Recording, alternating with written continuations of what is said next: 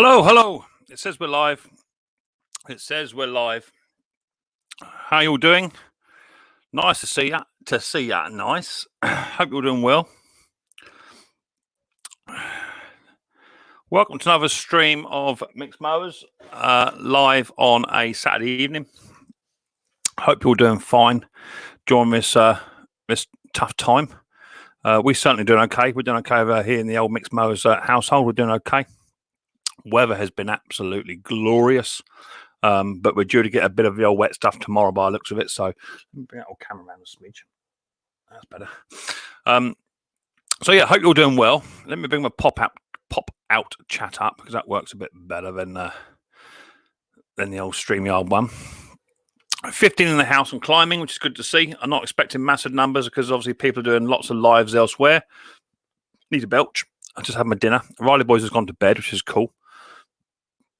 So I hope you're doing okay. I just had a lovely pork chop salad. Oh, it was good too. It was really good. So getting a few in the house now, 23 and climbing. So hopefully you're all doing well.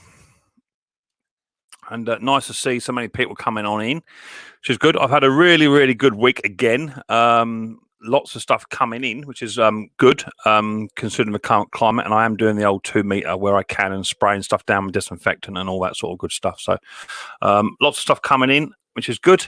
Not so much stuff going out, but it's trickling. It's ticking over, which is better than nothing at all, which is good. So I'll pop through the old chat first of all, see how we're all doing. Don't forget the old rules and regs of the old chat. It's very simple. We're here to have a good time, people, and that's pretty much it. You know, we don't have any of this old lark going on. Where's my YouTube one there? Let me bring that up. Make sure that's paused. That's good. All right, pause that up. That's it. Let's run that. Good. So yeah, no swearing, no more than 2 emojis in the old chat, please, people. Let's just try and get along where we can. No capital letters usage unless you are it's your channel name. You know, that's acceptable. But anything else is not really acceptable, and my mods will take care of those people who are not sort of following the old rules and regs. It's what it is. It just keeps the old fools out and keeps you good guys and girls in. That's the idea of it. So that's pretty good. 33 in the house, just after 2.5 minutes, which is lovely. Let's have a look. See what we got. We've got Theo's popped in. He was quite early. I think he may not be here now, but he was here a bit earlier on. How you doing, Theo? Nice to see you, buddy.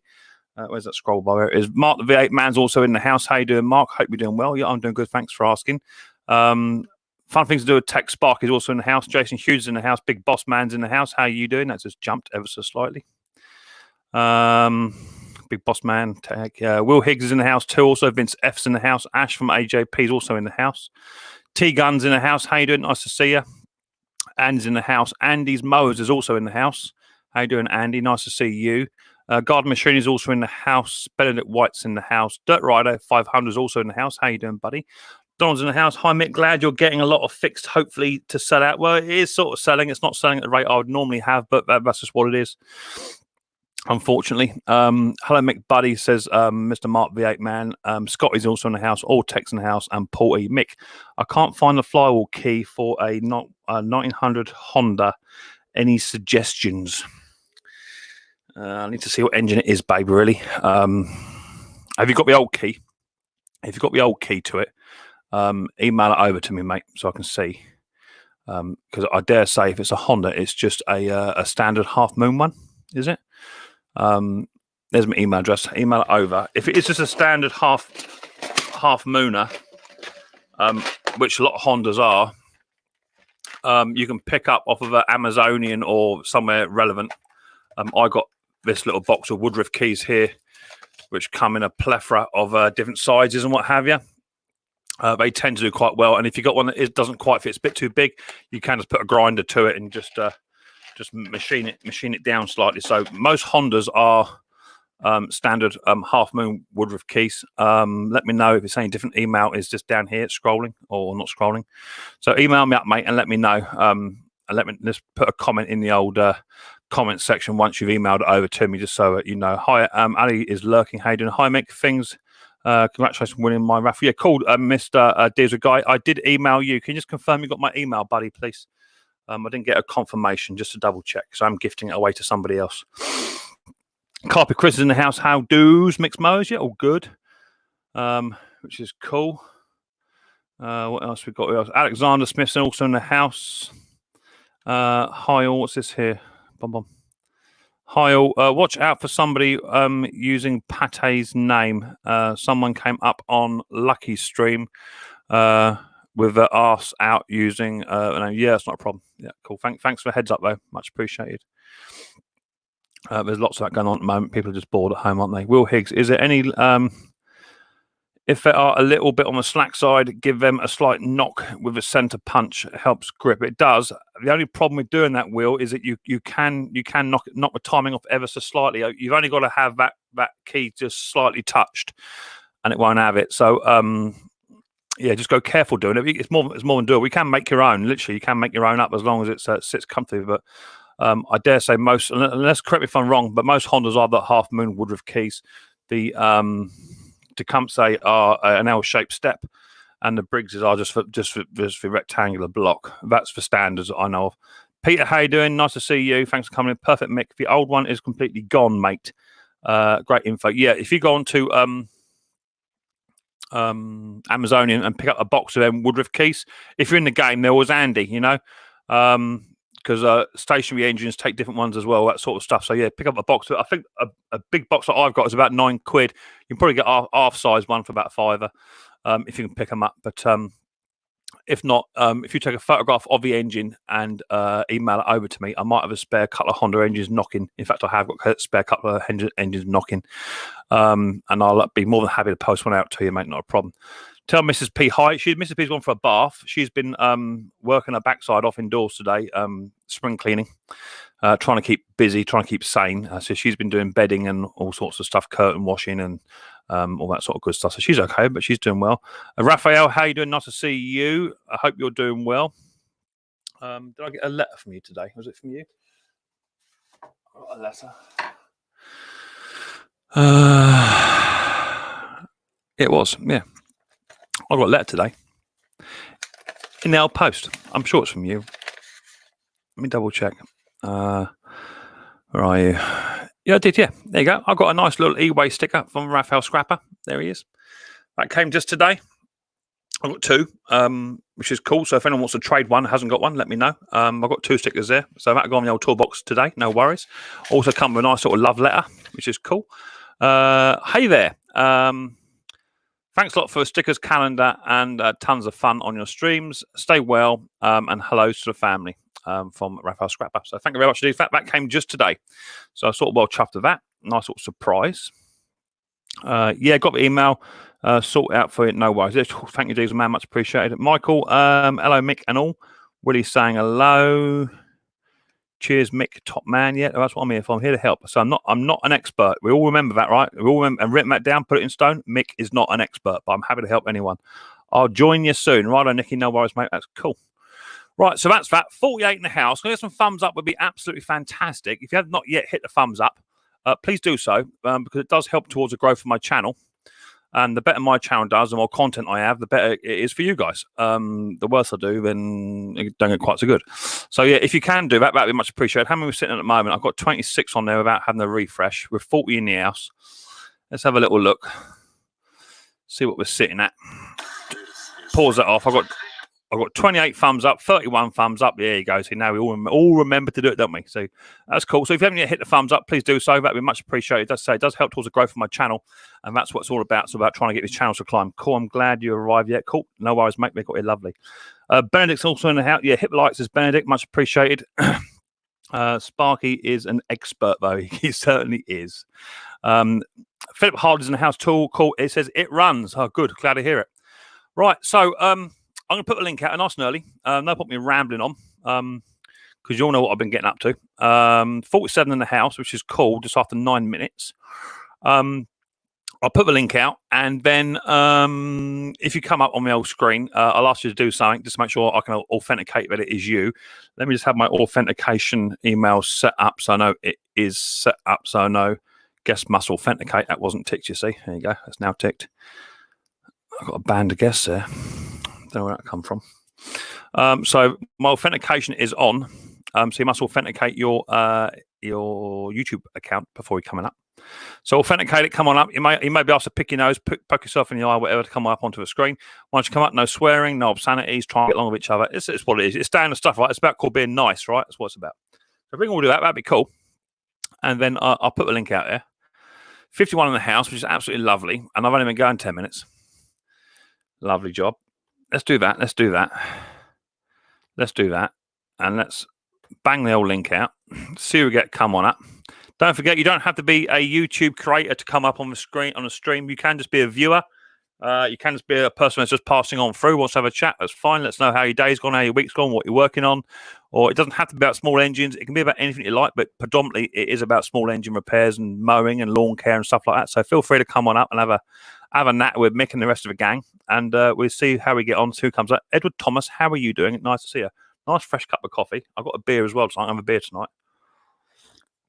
I don't drink very often at all, and you will very rarely see me drink, full stop, but I have got a beer tonight, just over there, and I'll have a beer with you guys tonight. I generally only drink about 4 times a year, in fact, because of my job. But I've got work tomorrow, so I only have 1 bottle.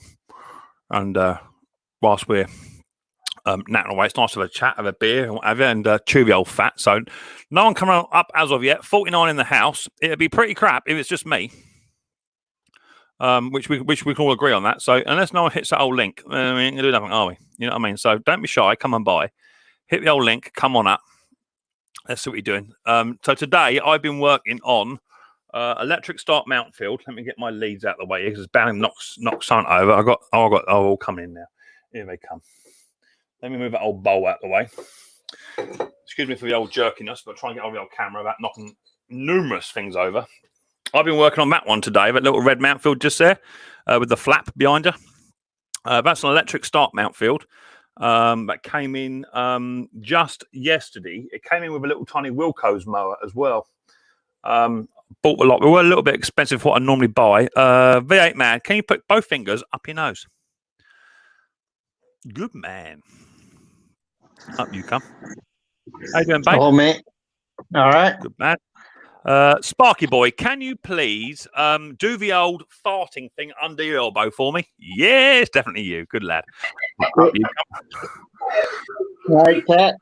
You've got to mix it up, because if you don't mix it up, people think, oh yeah, I can record that, and then next thing you know, you're getting porn bombed. You know what I mean?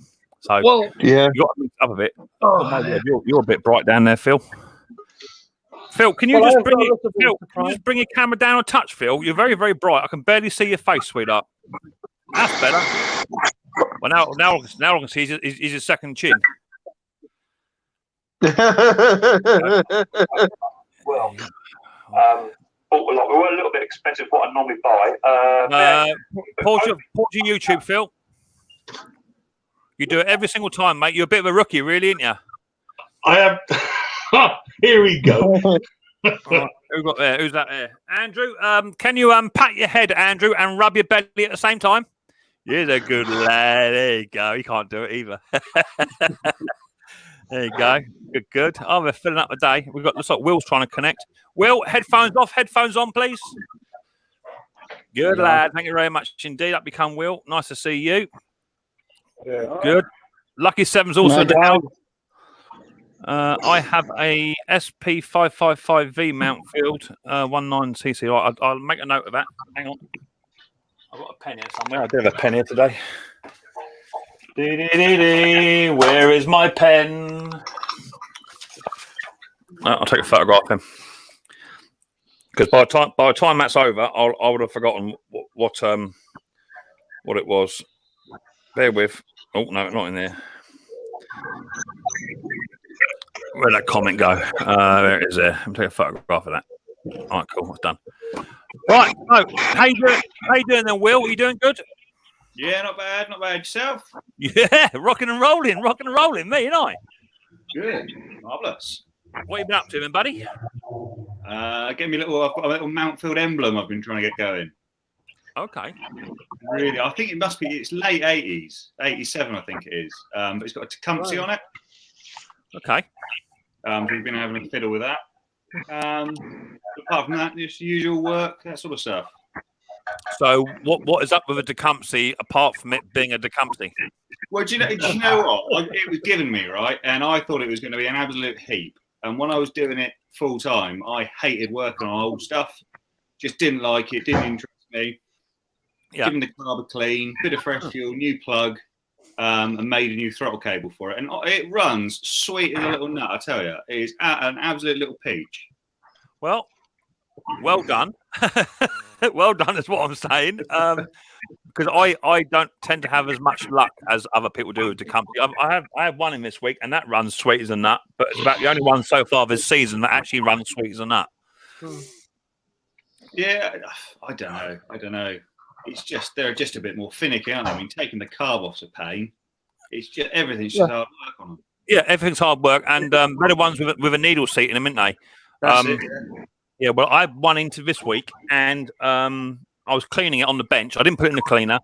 Clean it on the bench, and I got a new air compressor gun someone sent me, and blowing it out quite successfully, and blew a needle seat clean out of it, and that went across the workshop. I don't have a spare, so that sort of ruined that idea. I've ordered some up now, but they're going to take a few days to get here, so I'm a little bit miffed that I can't get on with it until I get a new needle seat for it. So that'll sit up until such time. So that's good. You've got a little Tecumseh going on. What about you, Andrew? What have you been up to? Yeah, cutting the grass, tidying it up. Not a lot then. Yeah, cutting the grass. Hang on, mate. Where are you? Where are you? Hang on. Let me find you. You're down there. So look. Cutting grass. That's all right, isn't it? Oh. What's that there? Oh, check you out with your little Arab thing going on. Your Arab oasis shack going on there. It's all right, isn't it? It is all. Right, check you out. Old Tecumseh engines. What's that about old Tecumseh's engines? Old Tecumseh engines, we love to hate. Yeah, well, I just hate them full stop. I'm just not a fan. I've got a lot of feedback coming from somebody. I don't know who it is. Not me. Not me. No, I'm turned off. I'm just on StreamYard. Yeah. We had it on the Micks one earlier. I'll try Phil. Is it gone? Yeah. No, it's still there. Try you, Bartley. No, not you. Oh, try V8 man. Yeah. Guess who it is? It's you, V8 man. You're guilty. I think, yeah, it's you, mate. Let me kick you out. Mark, and then come on back, mate. All right, it might just fix it, buddy boy. All right, get a lot of stuff coming off your end. Let's kick you out. That's it. It's gone now, isn't it? Yeah, it's gone now. Let me put the link back. What's that behind you? Is that a rotavator I can see? Say again, mate. Is that a rotavator behind you, my boy? Yeah, it's just a rotavator that I just got in for nothing. I just thought I'd have a go at it. You know me. I'm not really one to have machines hanging around forever. You know. But yes, nice sort of rotavator there. Oh, right, yeah. You had a look at the email I sent you with my motor. I've seen an email come in today. I haven't as of yet opened it. Mark, you got some stuff going on, buddy. You got no headphones, buddy? No. Why am I getting so much grief from you tonight? Don't normally, do I? No, I don't mean that rudely. I don't normally. I normally get nothing, but for some reason, I'm getting something off of you tonight. Weird. Don't normally get it. J-Dub's in the house, throwing tomatoes at me. How you doing, J-Dub? I'll see you, sweetheart. Hope you're doing well. So there, I got Honda HRH 563. I never have problems with it. First time ever, every time. Yeah, I know. I've seen yours actually, haven't I? You sent me a video of yours. Yeah, they are nice. John Trotter's in the house also. Tecumseh's engines last forever, apparently, says Stinky. No, you're wrong. They really don't. Trust me, I have enough in my work yard to prove that fact. So what are you about to do? Go again. They're just badly designed. I mean, you look at the recall, Briggs, you've got the rotor pulley, and you've got the little bolt that sits through. You can take all that pulley out and grease it and clean it and check it all out. They're sort of like solid riveted each side. Yeah, and you know sometimes you can bring them back with just a little tiny shot or something in the top and just give it a bit of a clean up. You can bring them back to a fashion, but once they're sort of gone, they are sort of gone. The only other good design they had was the one that actually came apart from the pull cord assembly itself, with two quarter-inch bolts. You could break them down to a fashion. For me, they're just a bad priming assembly, and they just don't prime very well, and that means they don't run very well. And for that reason, I'm not a fan, and no one will ever talk me out of it. The only thing I will say is Bruce Pender. We all know who he is. He gets them in regular, and he's just an artist on them. He just literally strips them, puts them back together, pulls them, away they go. It's the way it is, I suppose. That's the way it is. Decumity recalls are a pain for sure, but the rest of it engine keeps going. But they're not too bad. As I say, you're not going to talk me into it. I don't like them. That's the end of it. I'm just not a fan. Mark, you're killing me tonight. Why are you getting this, Mark? What is that? What phone you got, Mark? Is it a normal phone? I've got a Samsung Note 10 Plus. That should be fine. It's normally iPhones that give up grief. Andy's Mowers says, yeah, they're very temperamental. Yeah, Andy, I'm on your side, mate. Definitely. Stinky, watch some old capital letters in my chat, please, buddy. The mods will take you out, buddy. Mick, what I can do is go on my tablet. Try that, sweetheart. Come back and try that. I will. All right, babe. See you in a minute. See you later. Yeah, all right. Let's kick him out of here then. That's it. Edward, now when I pull the cord on my Honda, once it's getting a misfire and tug back from the cord, that be time is gone then, mate. Your timing's shot. Eh? Valve gaps. Could be valve gaps, yeah. It's pulling back, he says. It could be valves. Could be valves, especially the exhaust. Could be. I've got one at the moment. I've got a Briggs Intec overhead valve jobby on a ride on, and it wouldn't start at all. It's now running, but it's now running like it's on choke, which is a shame. It's a little bit smoky. It's only puffing out smoke where it's like a bit choky. So I'm not quite sure what's going on with that. So that'd be carburetor back off this week. I've only just a second got it in this week, along with this little cookie here. That came in for free. Got it for nothing. It's been sat up all the winter, and they can't start it this year. So they just said you can have it. Nice little MTD. Go, let me know, mate. I'm your man. So again, Phil, you're breaking up, mate. If you need a hand, let me know, mate. Yeah, I didn't hear you first time, mate. Who we got there? Where are we? There's Mark V8. Here he is. Right, let's try that, Mark. Is that better? Yeah, that's better. Must be me phone.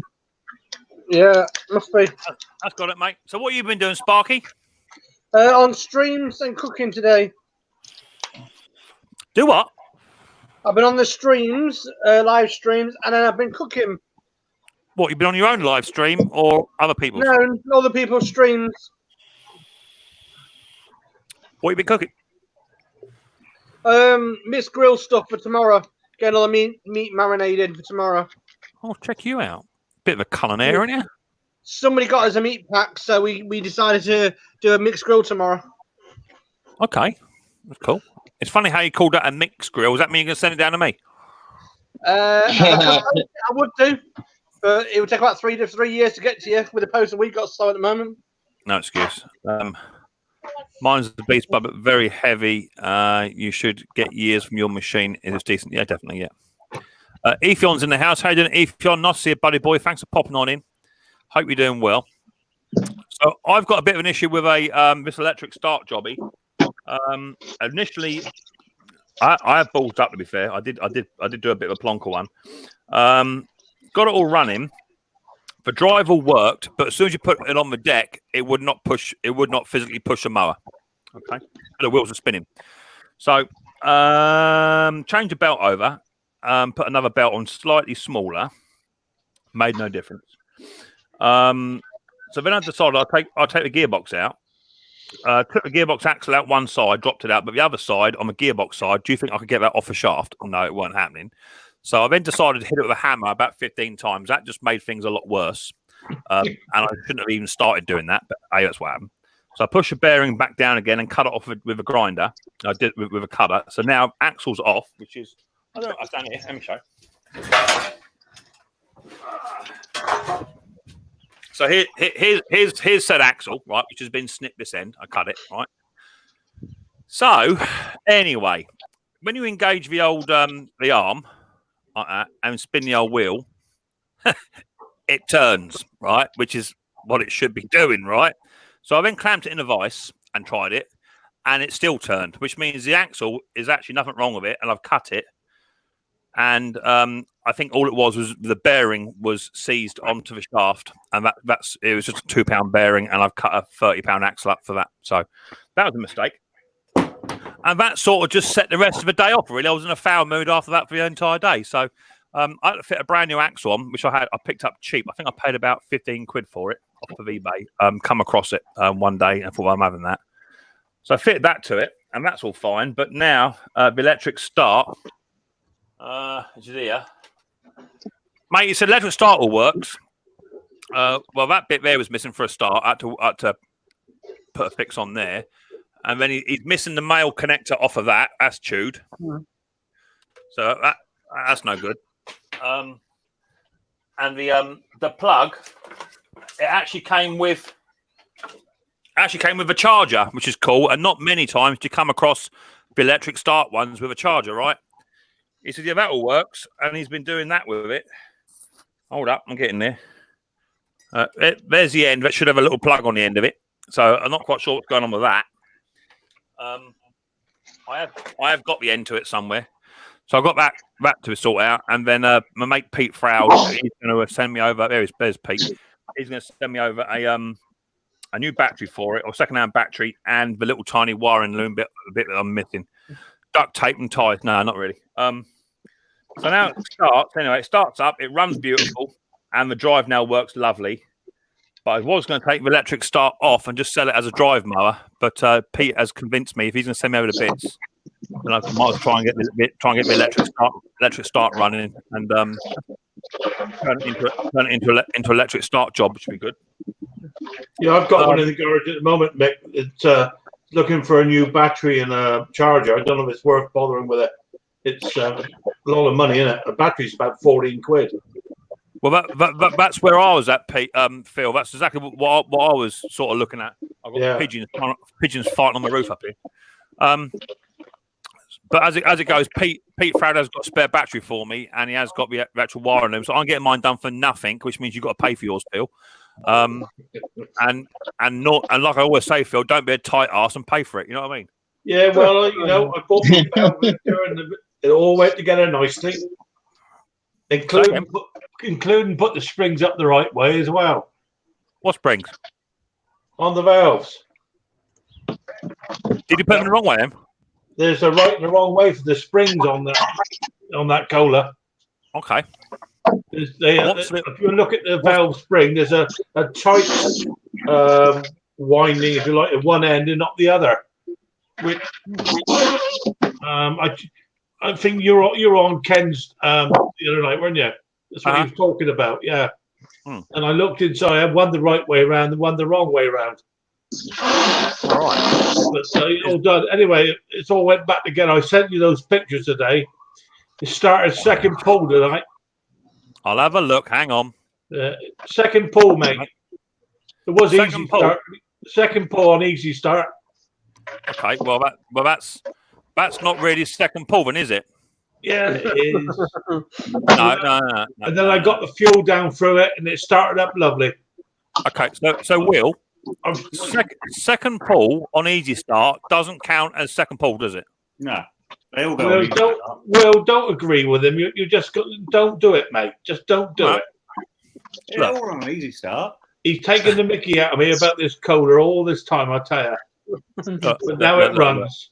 Look, okay. So even if you've got an engine that's a bit wonky on the rings, or the bore's a little bit suspect, or you got a bit of a weak spark going on. You spray a bit of heroin juice in there, it's going to go, isn't it?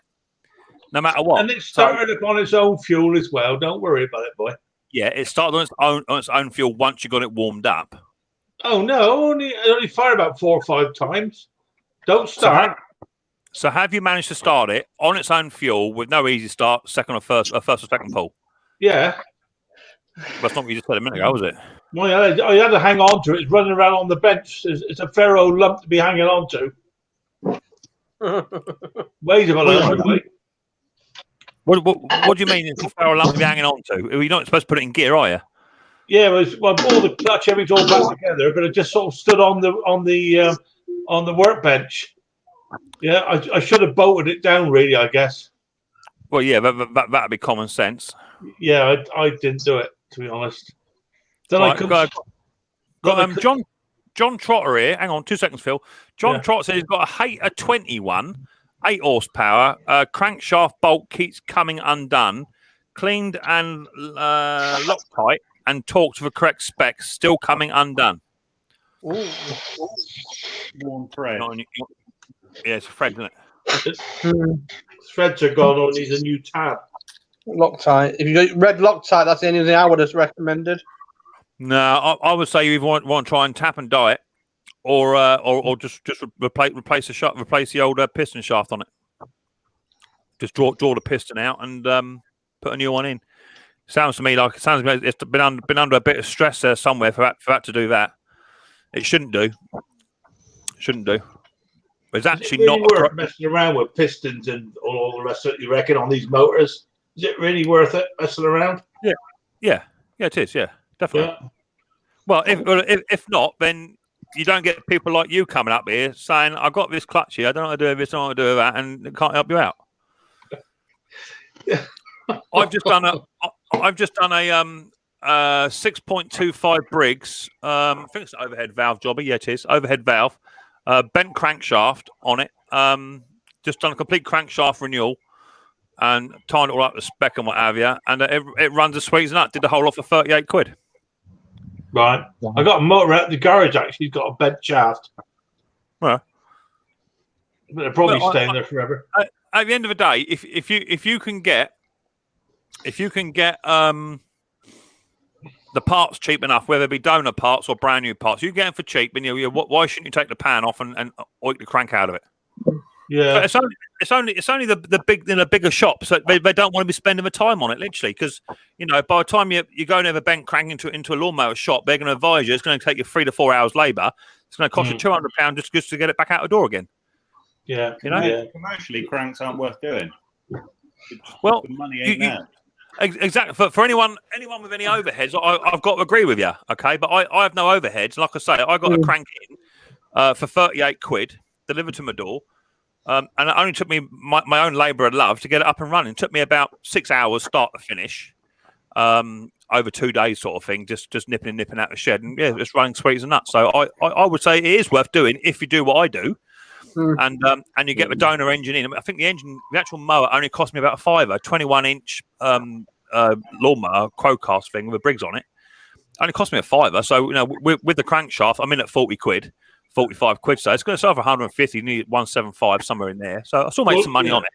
As long as all the big ends and all the shells are all the right sizes and stuff, it's no problem, is it? No, they're not. They're not. That's the problem. They're not all the same. That's exactly, the issue. Yeah.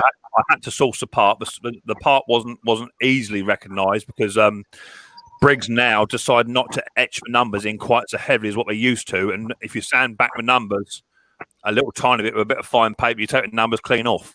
So you've got to go a bit careful. But mine's that. Hi, Granny. Hi, Scotty.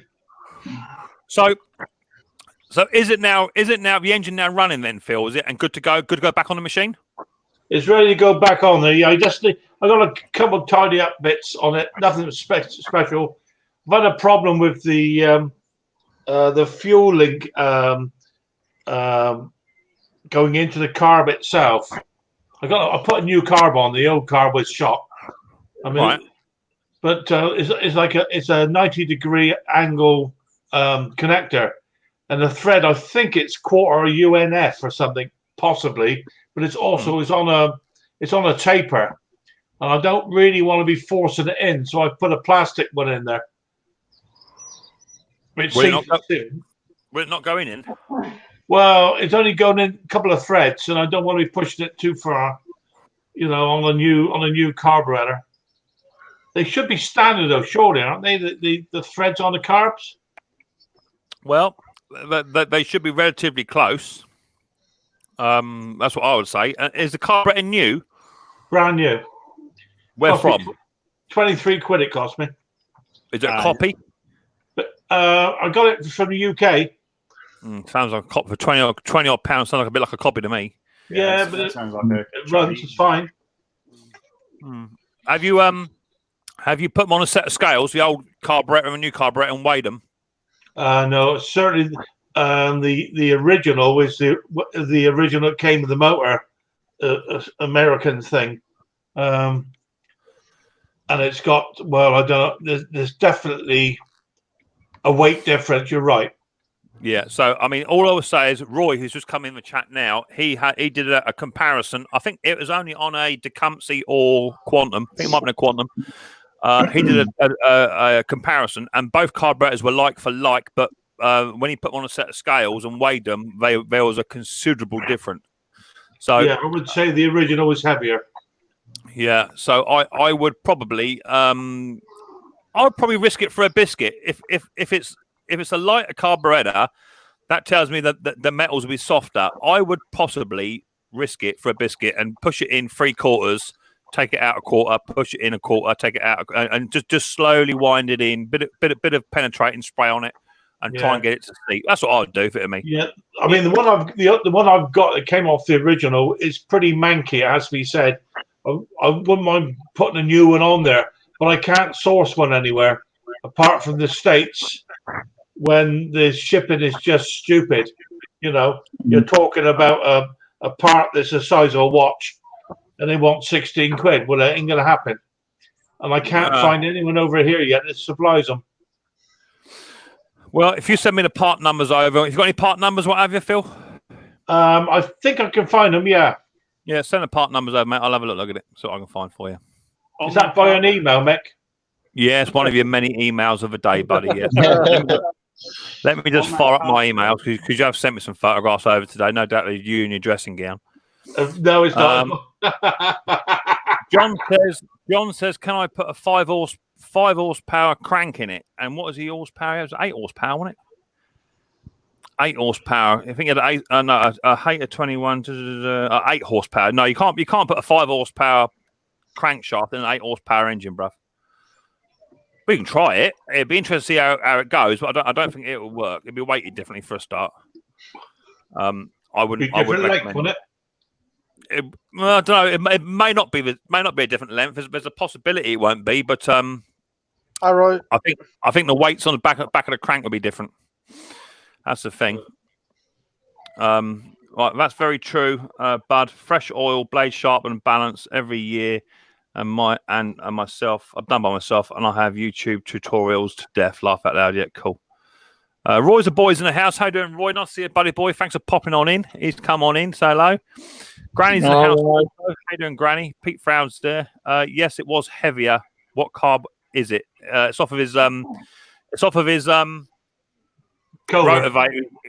he's been banging on about the past 6 months. Dojo's allotment specialist also in the house. How you doing, Dojo? Nice to see you, buddy boy. Thanks for popping on in. Hope you're doing well. 61 in the house. If I can get some thumbs up, that'd be much appreciated. I'd like that a lot. So, Will, what are you actually doing at the moment? Apart from your Tecumseh, are you sort of buying, selling, or what are you doing? Yeah, I go and fix and start. So I bought a few up at the start of end of last year, start of this year. Yeah. I've done them and sold them, and then last week I picked up this Mountfield emblem and an Mountfield with an SV150 that's got all sorts of things wrong with it. They generally do, don't they? An SV150 is sort of like the last-ditched hope at anything. So, yeah, well, at least you can get all the bits for them. Whereas a lot of the Chinese stuff, you can't get the bits. At least if you know you've got an SV150, you can get pretty well all the bits for it. I think I've probably got enough SV150 bits and engines in my garden to make about 15 engines up. To be fair, if I could get one to work, but the SV, I don't mind the SVs. The only downside to the SV or the RV was the all-in-one tank system I did on the RV 150, which was a bit of a pig because it used to separate, a bit like the old Quantum engines. It used to separate and they used to leak like a sieve. I don't mind the SVs. I know Mower Man, he don't particularly like them because he has a hunting problem whenever he does them. But I tend to rim the jets out maybe a bit heavy, and that tends to do away with most of the hunting issues on the SV 150. But they don't generally run as sweet as a nut anyway, do they? They are a little bit poppy, aren't they? Yeah, they've always got a bit of a cough. Funny on the carbs on both of them, the little return spring on the throttle was broken on both of them. So I had these great plans of making one good out of two, and I still ended up buying a carb. Yeah, exactly that. And little tiny spring under the throttle body. That's the one. Yeah. You're not alone there. I know of about 4 other channels that have the same problem. And Ashley, who was in here earlier on, he's trying to find somebody that sells just for springs alone, which can't be done. So I've actually found a company not too far from me. He actually designs springs. So I'm going to get an SV carb off, take the spring out of it, and take it down to him, see if he can't actually manufacture me some springs up. Do you know what? Even if it makes me 100, and just for a one-off price of 100 springs, I might just purchase for a lot. If you sell them on eBay, people will buy them. Exactly that. You know what I mean? So I might do that. Snap Mick SV1 engine. Yeah, exactly that, Roy. Yeah, they are a bit shoddy. I don't mind them. They're easy enough to work on, right? It's only 3 10mm bolts, and away off comes a carburetor. They're quite easy. They're just they're just cheap, mass produced, and they're not designed to last. I've got one up here overheating like an absolute son of a gun. Overheats all day long, but it still runs. But when you run an engine, you think, yeah, I ain't gonna last much longer. It's got that sort of smell to it. So I run it. 200. I have the 100. What's that? The SV200. I've got SV200 just here, and that runs as sweet as a nut. That come in. Which is that electric start one. He said it starts, but it revs its head off. And someone else. When I got it, fired it up, revved its head off, and all it was, the top of the carburetor was just so gunked up with stuff, the throttle arm couldn't move, and the governor arm was solid. So bit of spray, bit of a jet blast off with the old washer, and away it went, freed up, no problem at all. And that runs sweet as nut. I like the SV200. I don't know about you guys, but the SV200 for me is a much better engine. I like them. What do you think? No, I've never had much to do with the 200. It's always been the 150s I've sort of ended up playing around with. Oh, they're nice. I like them. I like them a lot. So much more torque. They idle absolutely beautifully. It's when you get a bad one, and I've had, ask Pete Froud, I've had several bad ones. In fact, I've got one over here, it's in bits. Sorry to interrupt. Patty Performance, you're okay. You're fine. That's the one. That's a safe one. That hasn't got the comma in it. You're okay. That's a fine. So don't just chuck her out. Oh yeah, Patty's Performance. Do I know they've been hacked or got a duplicate account? I was about to tell them the same thing. I was about to tell them, yeah. Yeah, Patty's. You got another account. Apparently, they copied your name and opened another account without the comma, and they're porn bombing other channels. So just to make you aware that you have a duplicate account somewhere else that someone's manufactured with your name on it. So you haven't put a comma between the S and the P. So it's Patty. Yeah, I had one of mine going around. Roy had one as well. There's lots about. Yeah. So yeah, the SV200 engine, I like a lot. But the issue is that they take the LHP 19 carburetors, not the LHP 16 that you find on the SV150s. You can't buy them. Well, you can. You can buy the new version for about 54 quid. For a complete carburetor. Yes, yeah, Will. I see that face you just pulled. I know that's the face I pulled when I saw them. So if you've got one with a bit of a dicky carburetor, then it's not worth doing because you won't make no money out of it out of a new carburetor, unfortunately. So that's that. I've got that in, and then just on the other side. I don't know if you can see this. Let me see if I pull down that on net a bit. Can you see them? It's a bit bigger than what I already am. Where's my cursor? There it is. Boom. It is. So now I've also got in the old shed. Let me get under there. See that over there, little ride-on mower? Yeah. Oh, nice. Ride-on mower. Nice. It's nice, isn't it? Got a little ride-on mower. And I don't mind telling. Hey, go on. Did Ken's fix work then for that? What he said about it? I just put a new plug in. And I had to work around because I don't do a lot of ride-ons, and they got two safety features on it. One is you got to be sat down to have the blade operate, and one is you must have the park brake on to get off it and leave the engine running. I wasn't aware of that. So I've been sitting there pulling it like a mule, and nothing happening because the park brake wasn't on. So now it all runs. It's just, as I say, it just runs like it's on choke. Really weird. Is it a lawn flight, Mick? It's not a lawn flight. It's the MTD. Same thing, though, mate. Same thing. Yeah. It had one of the Torx plugs in it. That's the truth. I'm not lying. And we all know what Torx plugs are like, apart from Roy. He loves them. So I put a new NGK in. It runs better. I might check the valve settings tomorrow once I look the valves up. I might do a bit of valve lapping on it and get them done. Apart from that, it's going to have to be carburetor back off, and I might put the carburetor in the cleaner this time because it is just running very, very rich on choke and won't rev up. So I don't think there's an issue with the engine itself. I think the engine is good. It's just not quite running right. And also, one other thing I did take the coil off. I thought the coil was suspect, and that's not the coil for it. That's a classic coil. Here it is. I took the coil off of it because it's a bit mank. So I might hit that with the old sander tomorrow, stand that back, and put that coil back on, because the coil I got on it at the moment is off of a 3.5 Quantum, and this is off of a 6.5 horsepower. That might be making a bit of a difference. Shouldn't do. So I'll put that back on it and re-gap that, and do the valves, and then clean the carburetor back up, and hoping that'll then cure it. But at the moment, Riley Boy absolutely loves sitting on the back of it. I take the grass box off, and it's like a little pickup, and he sits on the back of it, waving and going around the garden. He thinks he's in a carnival or something. He loves it. He's been thoroughly enjoying it, so that's cool. But it's doing okay. All Tech, how do nice to see you. Dorito says, smash your thumbs up for Mickey Boy. Cheers for that, Dorito. Much appreciated, buddy boy.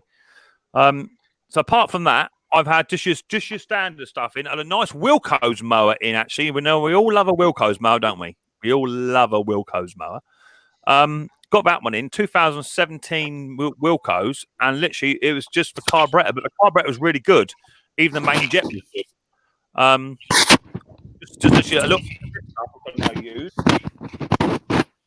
I normally use carburetor spray or WD-40, as you know. I do prefer WD-40, but I've been using GT85 recently, which is a lubricant, penetrant, and water displacer. So it's a WD-40, yeah? But the pressure out of air is so much more than the standard WD-40. So I've been using that for carb cleaning and had some really good results out of that, which is a bit better than a carburetor cleaner. I don't like to use it because it does expand the O-rings and what have you. So I don't like to use that. So that little Wilco's one is all good. I've got another engine over here, which is a Beta. Is it iBeta? That's still got to have gaskets and primer bulbs on that one, and I've got to do my Suffolk Punch. I've done the first video on my Suffolk Punch. That's done, and yes, it is running Phil already. Just got to do a carburetor clean on it, and that should then run on its own back. It runs on fuel, but won't stay running because the carburetor is shot. So I've got to do that carburetor on that little Zenith carburetor, and that should be all right. And then I'll be on to this little MTD Rotovator after that. So quite looking forward to doing that, because I've got a job for that. That's going to be doing my garden. I've got enough money so far that's paid for my armoured cabling to run cable from the house to my shop. I'm going to remove the outside blades off of this and run it on the inside blades, and then run it up the garden to dig my trench to lay my cable in the trench. which I thought was a good idea. I had been waiting for Phil to get his rotivator going, but I can't afford to hang about. You know what I mean? Well, the motor Yeah. runs. I must admit, I had a look at the clutch on the gearbox on it today. That seems a bit sticky, so that might need a bit of investigation. You got to remember, Mick, this thing's 30 years old. Yeah. You know. And what's your point? Well, it needs a bit of TLC, a bit like me. Now you've done 30 the clutch, it'll go potentially in and out of gear, but you don't really know yet. Yeah. Sorry there, Will, I missed that. Now you've done the clutch in the engine, it might go in and out of gear, but you don't know. I don't know yet until I get it back. I can't pick the engine up; it's too heavy. It's a two-man job to pick it up. It's huge. Mick, show that photograph. It is. Why don't you just order me about a bit more? Honestly, it's a lump. Mate, I've got loads of emails. Hang on, everybody. Mick, I'll drop down and let Roy in. Is he there then? Yeah, he's in the Yeah, basement. he's in basement. Hang on. Let me have a little nose. Oh, there's Roy. I can see him. Yeah, I didn't see him. Your picture's really wide. Up to you. We don't have to drop down. I'll tell you what, do. Stay where you are, and I'll do the rotation thing. All right. That's fine. Yeah. Okay. Sparky, Yeah. hang on to your nose. Mm-hmm. Where's Roy? I'm just about to make you out, Roy. Yeah, I can see you. Very bright, Roy, in the background. Very bright. God, I've been sitting down here for ages. Well, I've been full up, mate. John Cole. I tell you, full up. You didn't even know I was there. Oh, but look, this is a main event. I ain't gonna keep telling you. This is a main event channel. It's what it is. I'm busy. You know, I'm trying to keep it going as long as I can. What was I saying? Oh yeah, emails. Yeah, that's right. Yeah. How you doing, Roy? Yeah, not bad. You? Yeah, ticking over. You know me. How many Right, that photographs? way. Let's turn it around in. Hang on. Is that better? Hang on, I'm in my emails at the moment, mate. I'm in my emails. Just making sure Oh. Phil hasn't sent me a dodgy couple of photographs of him naked. You never know what could be in there, Mick. Him in his dressing down. Yeah. How come you Just make sure he's got. Lift Just up. make sure he's got his dressing gown on, Mick. Yeah, I know. I know. Show, Right, showing a right, bit right, of his you guys chest know, to Mick. The other night, it was well open. He was letting it all hang out, wasn't you, Phil? You Yeah, were right. Unbelievable. You I were gotta right be with that. careful. I gotta be careful. I frighten the horses. Frighten horses. It's not the horses you're frightened. Right. Let me let's do that then. Share the screen up. Like that. Right. All you guys go over there. That's it. Lovely, well done. And then onto there. Yeah. Anyone send any message to me? I can't see the chat. Right, you got that? That's it. Right, what? A Speak bit now. lightning. Say again. That's the beast. That's the beast. Yeah, it's a bit dark. Yeah, Yeah, it's black, sorry isn't about that. Like what? Like Listen, what? if you're gonna send Mick a picture, do it properly at least, please. Amateurs, Roy. That's all I'm going to say. Amateurs. All right. Oh, there's the old new carburetor. Okay. Yeah, a thought on that carb, Phil. If it is a Chinese one, It's got a few holes on it, hasn't it? The bit you're trying to screw in, you've got an imperial fitting from the original American carb, and Yeah. now if it's Chinese, it could be a metric fitting. Well, Yeah. I did wonder about that, Will, actually. I wouldn't know even where to go and get one, to be honest. Well, That's yeah, the famous clutch you get it on assembly. eBay or somewhere like that. But if you just run a tap down it, you should be able to find out which thread it is that way. Yeah, it's because it's a taper, see, that's the thing. Oh, You can't run a tap on a taper, just cock it up. scrap Well, you that would idea. definitely, Phil. Oh, that's all right. That looks nice, Phil, doesn't it? That's all in there. It's all gone together, Is mate. that Will Higgs in the stream, is it? Eh? Hey, Yeah, that's me. here's Will. Yeah. Is that Will Higgs? All right, yes. I didn't see you last time. Thanks for the field chat, mate. I've got it. No, that's all right. You're welcome. Hope it's of some use. Yeah. So- well, I haven't tried it on it yet. Well, tried to measure it up yet. What do you mean? Busy with What do others. you mean you ain't tried it on? You try it on every night, mate. Right. So why can't you? Why can't you lift that engine up there, then, Phil? What's that here? Oh, you are joking. It's It's a only a lump, puppy. mate. It's a lump. It's all cast. Oh, I see. Yeah, that's what I was trying to show about the. What engine is it? What machine is it? It's a rotavator. K141 on a Howard rotavator. So I've got that plastic fuel, whatever you want to call it, union in there. It doesn't seem to leak, but I really would like to put a decent one in there. Is it fuel tight? Well, it's not leaking, mate. To be honest, I mean, I got a half a tank of fuel at the top, and it's not leaking. Do you know what? For what it is, and if it's functionable, you're not going down the road of selling it on as unique, are you? No, it's not a spaceship, mate. No, exactly that. So if it's functionable, then leave it be. Yeah, it's fair comment. You know, what you could do though, the only thing I will say is, you might possibly want to check the inner diameter of the old one if you got it. Just check the inner diameter. Have you got it? Yeah, still got it. Just check the inner diameter just to make sure it is either bigger or same size as the other one, so you are getting a fuel delivery. I would say it probably is the same anyway, because if it's slightly more restricted, you might get a bit of a restricted flow on it. But as you say, it ain't a spaceship, so it should be good. Yeah, Where did Roy go then? I take Will's point of view. Actually, it could well be that. Because everything else is UNF and UNC. It's the devil to get exactly that. For. Yeah. Good one, Will. You mentioned your name, Will. Yeah, I heard it. I saw somebody put up on the comments there, well, Micks messing around there, about contacting Turrell about some stuff. But I've tried to contact him several times and never had a reply back from the guy. Well, that's because you don't move in the right circles. I'm on here, Mick. I dare say if you were really finicky about that union, you could pick one up somewhere. You've only got to find out what it is. You get something to work out. But if it don't leak, you're quite right. If it ain't broke, don't fix it. Yeah, exactly. I had an issue with I think I was a little ride-on mower actually. I was doing something on that wasn't broken, and I broke it. So if it ain't broke, just leave well alone, isn't it? Yeah. Otherwise, you'll find yourself getting it, slow but sure. It was a big old job.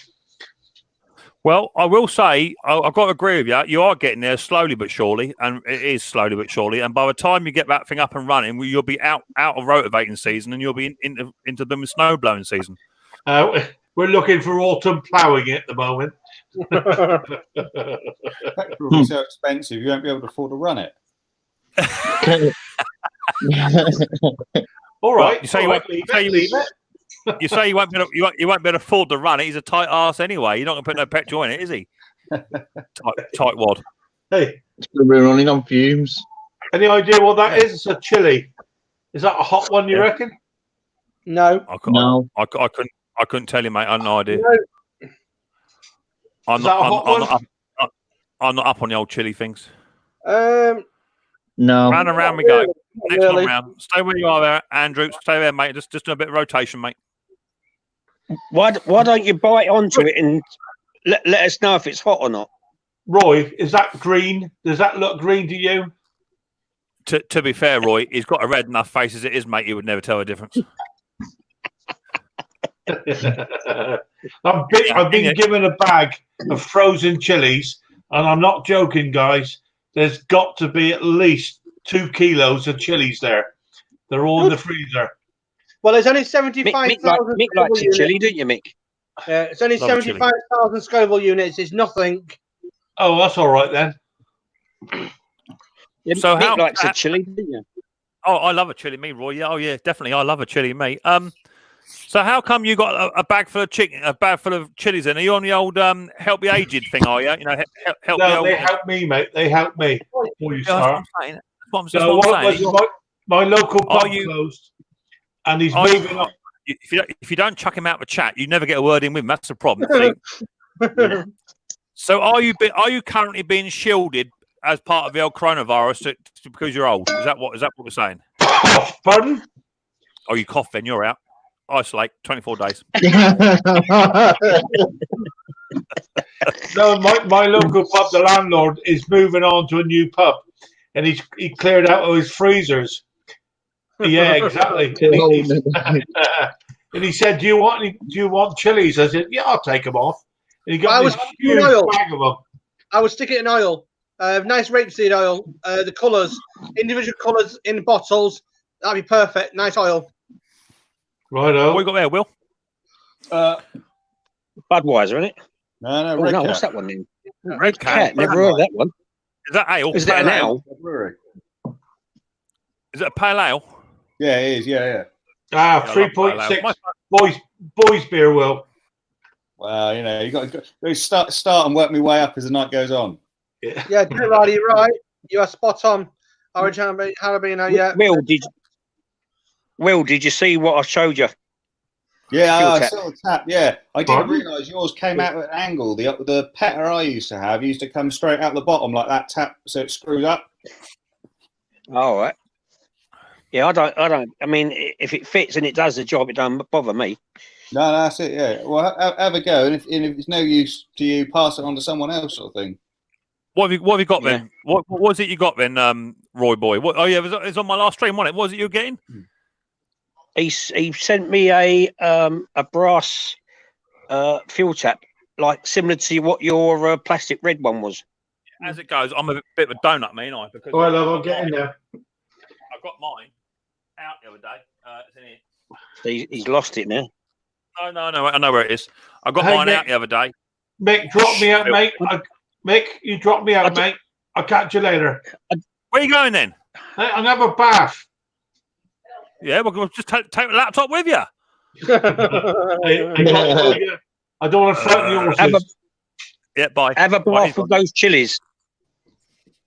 So, me being a prat, Roy, I got mine out the old wash the other day. I left mine to soak, and mine ain't going to come back. It's not doing what it should do. So no, it really ain't. I got to. I'm gonna buy another plastic one. It's been in soak for about 4 days now, and I was hoping it'd come back, but it ain't. So I'm gonna pick one up. They're $2 a penny, ain't they? So it's not a problem. Yeah, I'll pick one up. You keep your nice little brass one for your mower. I need a little plastic one for mine. Yeah. That's it. I'm on the hard stuff now. What's that, Coke? Yeah. What are you on then, Roy? What are you drinking then? I was drinking. I had a can of, a little bottle of Stella. Oh, yeah. It's got old speckled in. Old speckled in there. Old speckle, yeah. I tell you, that old speckle head, that's a bit nasty, because it creeps up on you, that one does, doesn't it? You have a couple of jars of that in the old boozer, and you come outside and you hit the old deck like a sack of poo, don't you? The only one I don't drink personally, but I do use ale. It's called Tribute, and I use it for the steak. And that's taking ale pies. Fantastic food that. That's St Austell Brewery, isn't it? Yeah, you've got it. What's Martin the 5% Ant-Man got there? 5% proof it is. Nah, what's he got? He's on the hard stuff. Go and dye your hair pink. What's up with you? Yeah, Mark. You'll be wearing a white. You'll be wearing a white top next month. Mick. What? Yo. That's what the doctors have prescribed him. To get rid of coronavirus. You'll be getting a tattoo next and wearing a white tight top and a necklace. Don't give it all that. Yeah. You'll be Pure alcohol, that stuff. You'll be part of the white type top gang. What's Andrew doing? He's sitting there. He's chilling out. Look, he's chilling. There he is. Yeah, good lad. And I've got that one. Yeah. Steve, spare time. How you doing? Thanks for popping on in. Hope you're doing well. I might have to get on and get my jumper on. It's getting a bit chilly there. Hiya, Pink. How you doing? Nice to see you. What's that number plate say on that thing there? You don't want to see that? I can't see that. K12. Yeah, sorry. K1. So what have you been doing today, Mick? I've been working on a little. I've done 2 mowers today. I've done a little Mountfield SP 470 with a Briggs. That only wanted a gasket diaphragm set doing to it, but I'll get the story about it in a minute. Did that. I mean, I did this little SV 200 electric start jobby, which is here.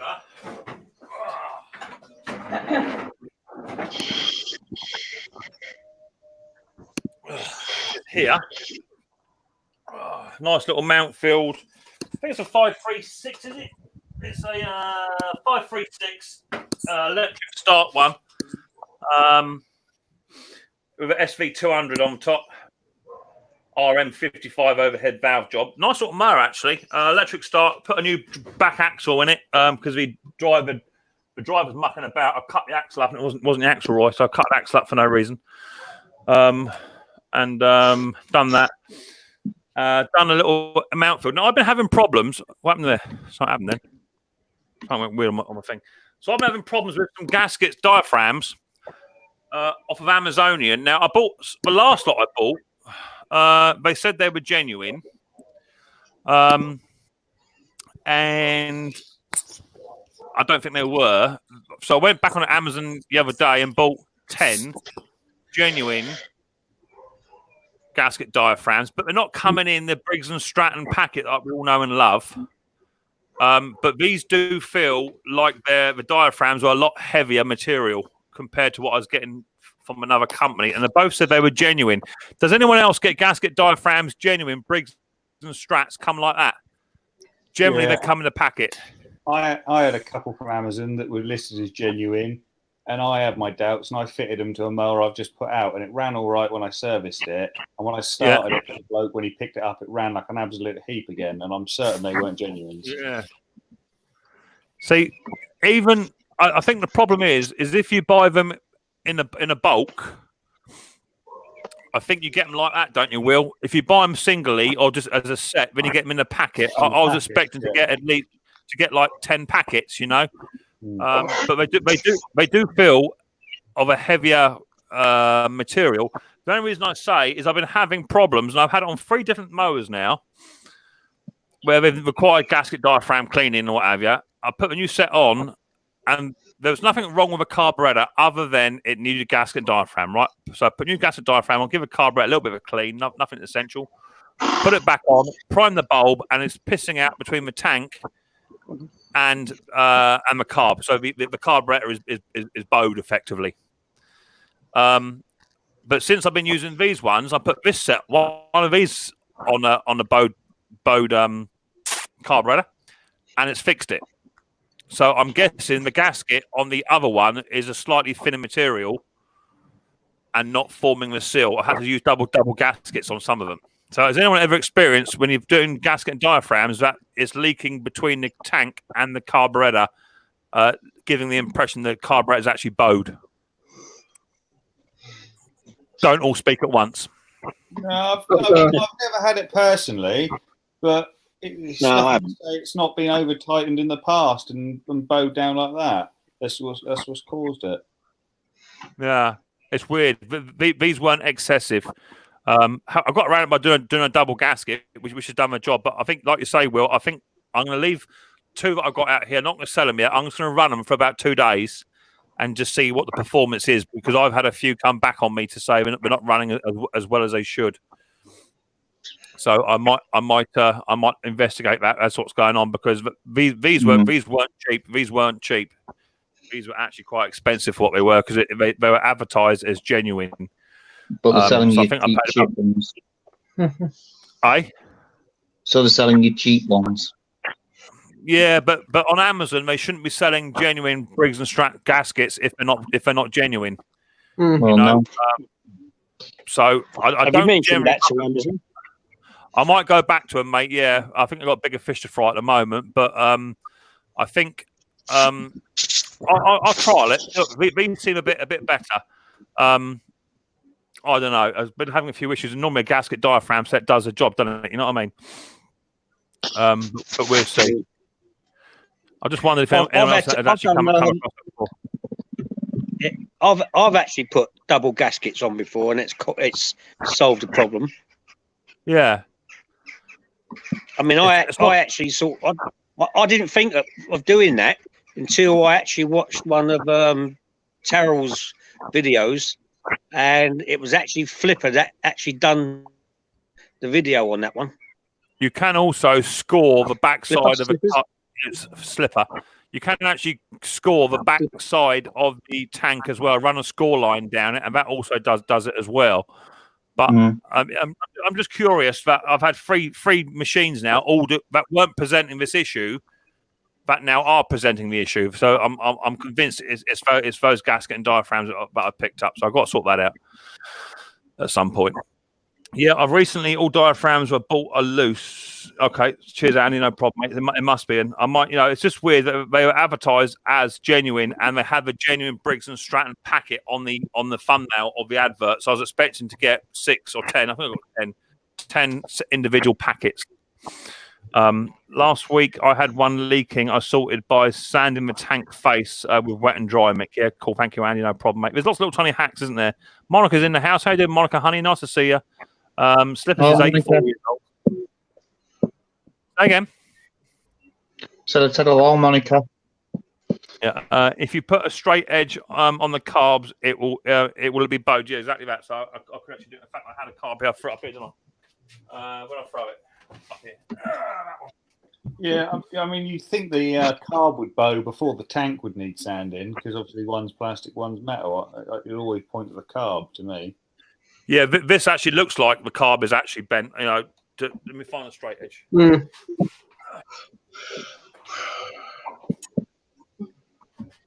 Let's have a little look ski. This actually looks slightly bowed back edge.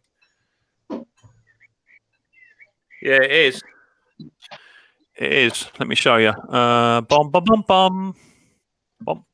I don't know if you're going to see that or not. You might not get this. Where are we on the back edge? Where are we? Come up the touch that way, touch. Now you're moving the roller a bit there. Yeah, I'm trying to get locked on first, Roy. That's it. Yeah, I can see it now. Yeah. Yeah. Yeah. Blimey. So it could be that the carburetor cleaner's actually done that. Maybe. What do you think? Carburetor cleaner do that? Yeah, it could have bent it. You might have done if you had it on extra hot water. Yeah. No. This was just actually done by hand, Roy. So it could be carburetor cleaner's done it and bowed it. Could be. I don't know. Weird. I've not come across it. Never ever sonic clean one of those carbs. I've never. No, me neither.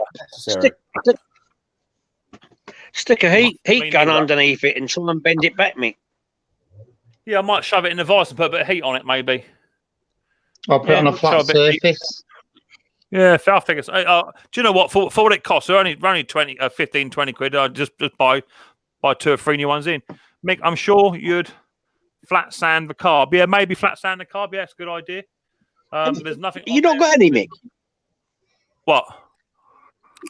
Spare ones. The second-hand one's behind me, but mate, I don't muck about the new ones. But that's why I strip old engines out. It's weird. No, that's what I'm saying. Go on. No, you just said you was going to go and buy 3. I might just go and buy three brand new carburetors. You know what I mean? Just to replace some of the crap ones that I've got. Chuck the bad ones and just replace with brand new ones. You know, it's an idea. I might take your advice, Nick, and try and flat sand that. I don't know if you can actually. I don't know if you can actually. You might be able to get away with it a touch. Because don't forget, you got the needle, the main jet there. You might better get in there and do that to a fashion. Just do one edge. You might. If you're going to flat sand that, you want a really, really fine disc. Yeah.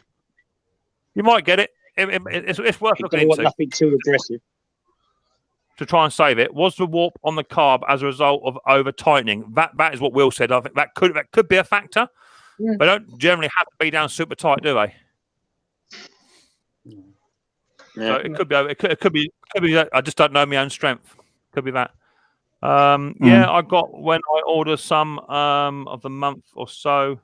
They were loose, advertised as genuine. Yeah, okay. So Scott is doing the same. So it looks like we're all in the same boat, but it ain't just me. Yeah, Mick. Same issue. We're relying on them being genuine with no proof. Exactly that. Yeah, that's a problem. Unless you should buy direct from Briggs, eh?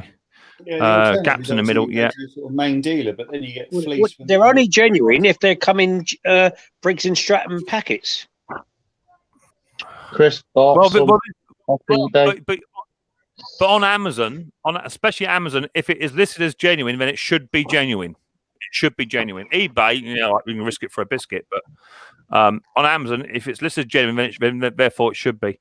I've just ordered 3 genuine diaphragm and gaskets for classics from Garden Hire Spares, and they came in a clear bag with Briggs logo on the back. That ain't right. That ain't right either.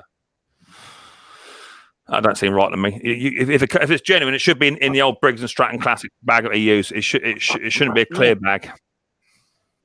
I reckon they're copies too. Then It's funny you say that. When I worked at the dealership, I mean, we were ordering Briggs and Stratton diaphragm kits, sort of 100, 150 at a time, if not more, and every single one come in an individual bag in that quantity. Yeah, that's what I'm saying. Never had them That's loose what I'm like saying. How much did that cost your company to buy that much? that. Don't know. No idea. Well, they're probably about £6 a pop, aren't they? To us, a shop will probably get them for about £5, £5.25 a pop. I dare say, tax and what have you.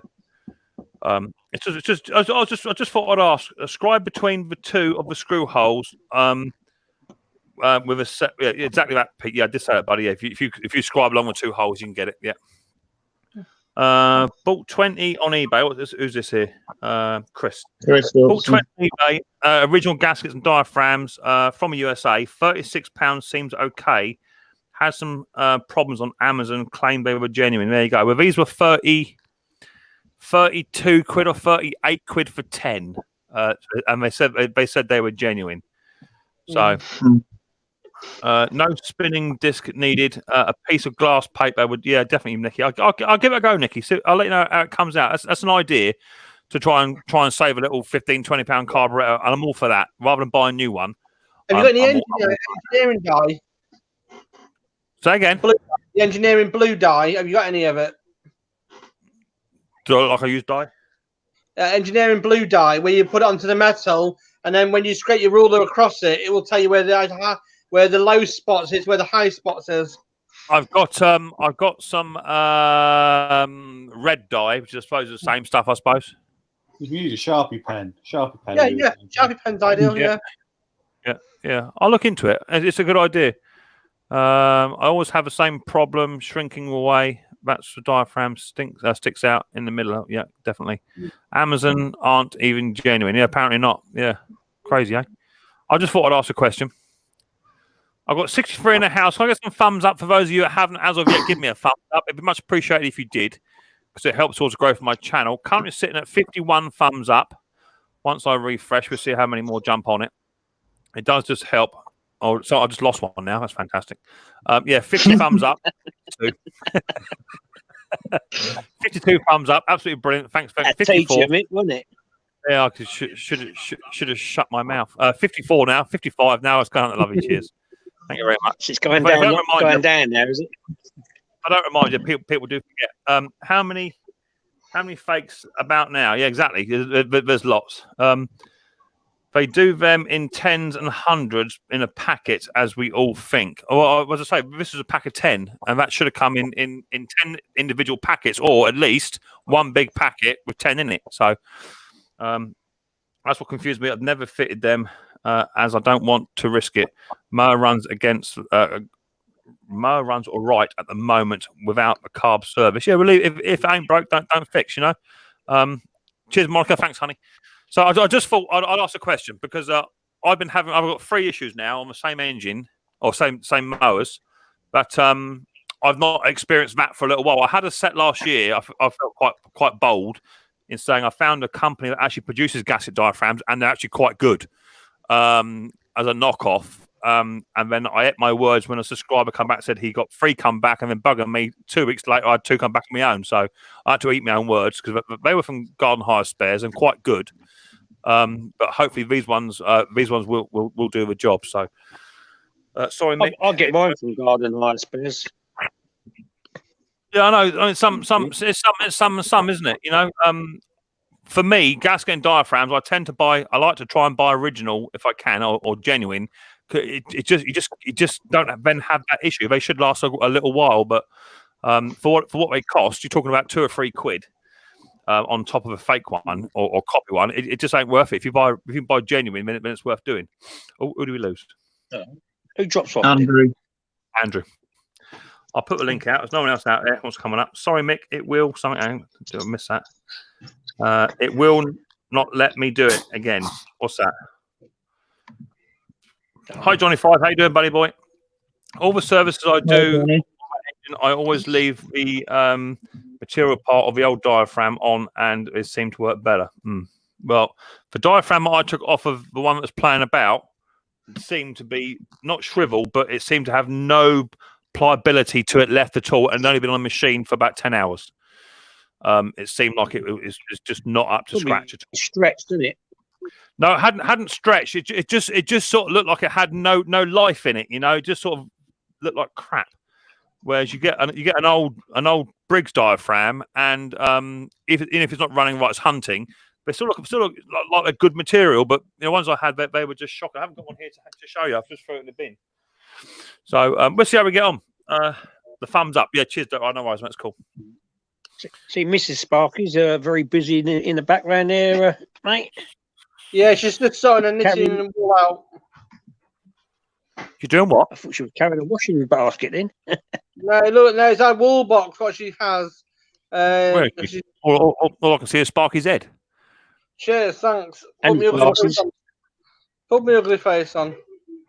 So what you've been on then, Roy? What you've been very quiet. I did speak to you yesterday very briefly, but something came up. I didn't ring you back. Wasn't intentional. So what you been doing? I built that box I was telling you about. Oh yeah, the swarm box. How did it all go? Did you get it all sorted? Yeah. It's all done, mate. Just got to stick some paint on it and find somewhere to stick it. I can tell you where to stick it if you like. They will. We can tell him where to stick it. All right, so that's all good. So where are you going to put it? Are you going to put it down by your secret stash, or are you going to do it in your own garden, or what are you going to do with it? No, I'm going to stick it down where the stash is over the field there, and there's a couple of trees there. I'm going to stick it on there. Cool. Well, hopefully you'll. Hopefully I'll save myself a lot of money. Yeah. So what are you doing on the old mower front then? Mower front. I've just finished a Troy built one, which I've got a couple of videos coming out on that, and I need to have a clear up on my shed, mate. I just can't move in there, so I might just do a little tinkering around and cleaning the workshop up a bit, I think, because it is a total mess. Again, like Ian Matthews. Roy, I'm telling you, mate, it's not even funny. I can't even get in the door of mine. Look how messy that is there. Look, I can't even get in the door.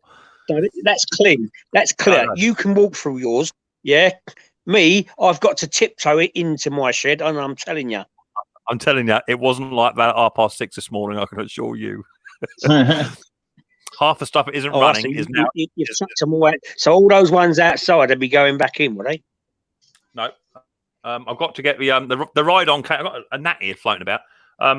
The ride on came in yesterday to do some work on it. I put it up on the table lift to do some work on that. So that's why it's a bit clearer. But I've got to bring some more machines in. What you got there, Roy? What are you showing me? Oh well, yeah. That's me junk. That's me little stash indoors. 1, 2, 3, 4, 5. It's 6 there. Oops. I did nearly drop the camera in, and then that's the I've got 2 Troy built ones there, both 21-inch. And there's the old stationary engine. You still ain't done that yet. Yeah, well, when I got the parts and when I get me hydraulic lift thing, then I can do it. You got to get one. Lift that onto the bench, mate. actually, as it goes, hello, Grundle's Workshop. How you doing, buddy? As it goes, I need to sort out my my lift. My lift is not working as it should do. I don't know what's up with it, but I've got. I think it's just a grub screw's gone on the bottom. So I need to get underneath there and have a look at that at some point. It's just started playing up the day. So Mitchell is saying that Garden Hire Spares has put a note on their website or wherever saying that that's now how Briggs and Stratton package their stuff. Apparently. So I take it, you know, that's got to be genuine. If Garden Hire Spares are saying that on their website, they'd be fools if that wasn't the case. Yeah, they're a pretty reputable bunch. Yeah, without a doubt. I mean, the price I get them from Garden Iron Spares, mate, they're not genuine. Well, maybe they're not the genuine. Maybe they're not the genuine ones. I don't know. I know. Garden Hire Spares do a lot of non-genuine stuff. They do it. They do copy parts. But yeah, if they're saying if it's got a Briggs and Stratton label on it, and they're saying that's how it's packaged, they must be purchasing them from Briggs and Stratton, so they should be more expensive. So I don't know. Mine saying genuine. The labels I've got from them doesn't have Briggs and Stratton on it. No, it's got GWS or something else, isn't it? GWC, I think it is. GWC or something. Yeah, but they're the ones that I had before, Roy, and I had nothing but issues with them. They came back within 2 weeks. Oh, well, I mean, I've used 15 of them lately, of those ones, and I've had no one come back on them. Yet. That's what I mean. No one yet. Have you changed your phone number? Yeah. It's what it is. I had one come back the other day. What was up with that? Oh, no, funny one actually. Do you all remember I did last year? I did a McCulloch lawnmower, big 21-inch, and I had a Husqvarna with a split deck. And I took the engine off a Husqvarna, put it on a McCulloch. Did that. Anyway, that was last year, year before, sold that. And a bloke, he's got a bit of a bad back, and it's a front-wheel drive mower. He loves it. Anyway, he rang me up and said, I think I've killed my mower. So that's cool. So he brought it on over. Couldn't pull it. The engine, you can only just pull the engine over. He'd hit a stump. Hadn't bent the crankshaft. Her crankshaft was good. So anyway, I said, bring it on over. I'll do an inspection on it, but it not turning over is not a good sign. So literally, I took the plug out and still could barely pull this thing over. I could just about do it, but it seemed to be you could put it over for half a revolution, and then the second half of the revolution, it was really, really stiff, giving me the impression the crankshaft was bent on the inside, which is unusual. If you've got it bent on the inside, that should protrude on the bottom of the shaft, right? None of that. So anyway, I said to him, I looked at the keyway had been done, so I put a new key in it, thinking that would cure it. Still couldn't do it. It would pop, but wouldn't start. So I said, right, I've got to do an inspection of what's inside. He really is keen on keeping the engine to a degree of even replacing the engine because he likes a mower deck. So I went to inspect it. I went to take the engine off, lifted it up on its side, and all it was, the belt had come off and was jammed between the pulley and the bottom engine casing. That's all it was. It was pinched in there so tight you couldn't pull it. So I cut the belt because it was all shredded, and it pulled over and started. I was expecting to find something a bit deadly in there, and no, it's good as gold. So he's well happy. But now I've just ordered a new belt from McCulloch because I can't find the listing for it anywhere. That's 20 quid for a new belt, so I hope it's the right one. So hopefully he get his lawnmower back and running in the next couple of days. Get that on the up and out.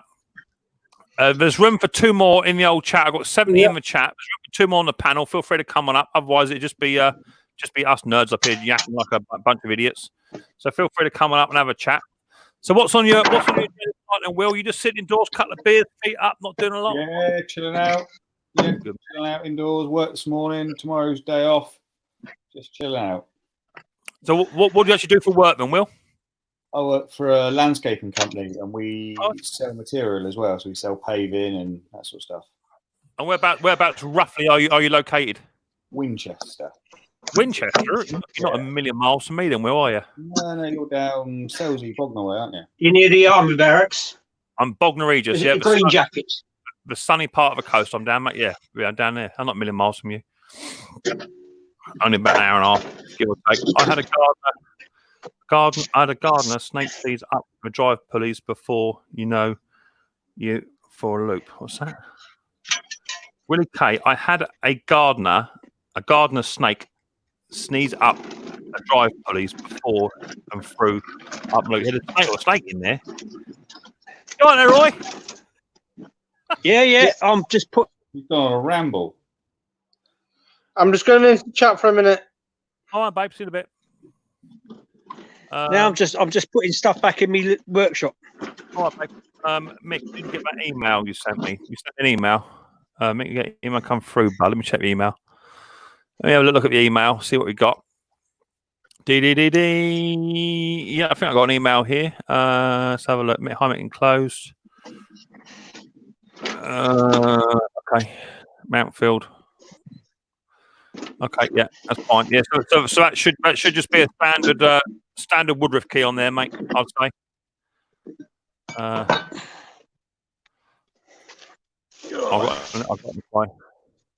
got to apply from Diesel Guy. That's cool.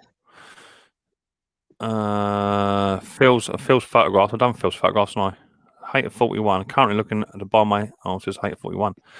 Rob sent me an email about hate at 41. I want my advice on it. I'll give it advice later on. Let's get rid of that. No. Right, so there's some up there for 3 more people. Feel free to come up, people. I've got 67 in the chat, which is fantastic. Hiya, Doug. How you doing, buddy boy? Thanks for popping on in. Hope you're doing well.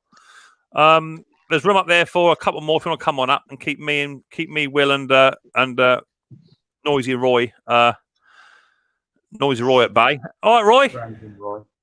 Rambling Roy's going to ramble. Yeah. I'm just putting things back in the workshop, mate. Oh, we can hear that. Locking up before it gets any cold. It's supposed to drop tonight, I believe. Got to go, folks. See you next week. Yeah, cheers, Andy's Mowers. Thank you for popping in, mate. Much appreciated. Hope you're doing okay. Stay safe. Look after yourself.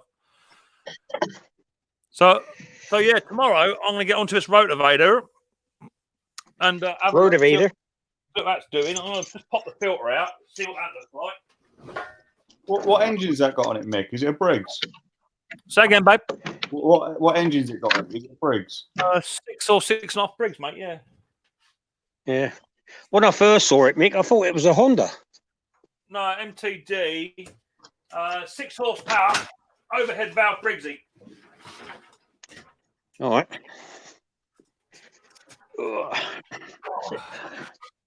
Let's put that lot to bed for now. So I can see you now. It's got a power built 6 horsepower overhead valve Briggsy on it. Let me get you a bit closer. My calves break. Not too heavy for your thing. That's why it's played up, is it? Your lift. No, it's playing up before that. I don't know what's up of it. Mind you, it's been up and down more times than a fiddler's elbow. I've not serviced it since I've had it, Roy, so it's probably due a service at some point. Have you checked the hydraulic oil in it? I checked nothing on it, Roy. On me ram, on me lift table. No, done nothing to it. It'll be all right. I'll fix it. Let's have a little look, see what it's doing. Pardon me.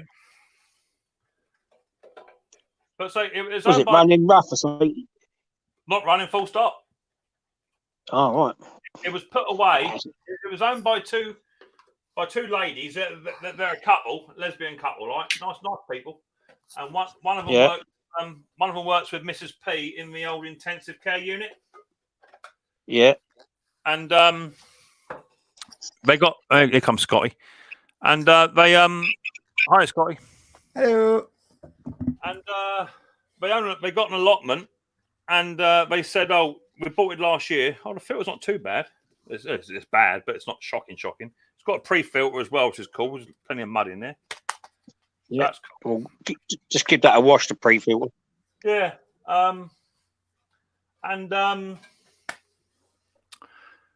They said they worked it last year. They bought it second hand, and this year went to get it out and can't start it. Full stop. So, got more people coming in. I bet they've left fuel in it over winter, haven't they? Yeah. Right, Jason. Before we come up, mate, I need to authenticate that it is you, mate, because you do have a dodgy channel floating about. Hey, Dougie. Saying, hello, Dougie. What's up, Roy? How's it going, Roy? Will, Scotty?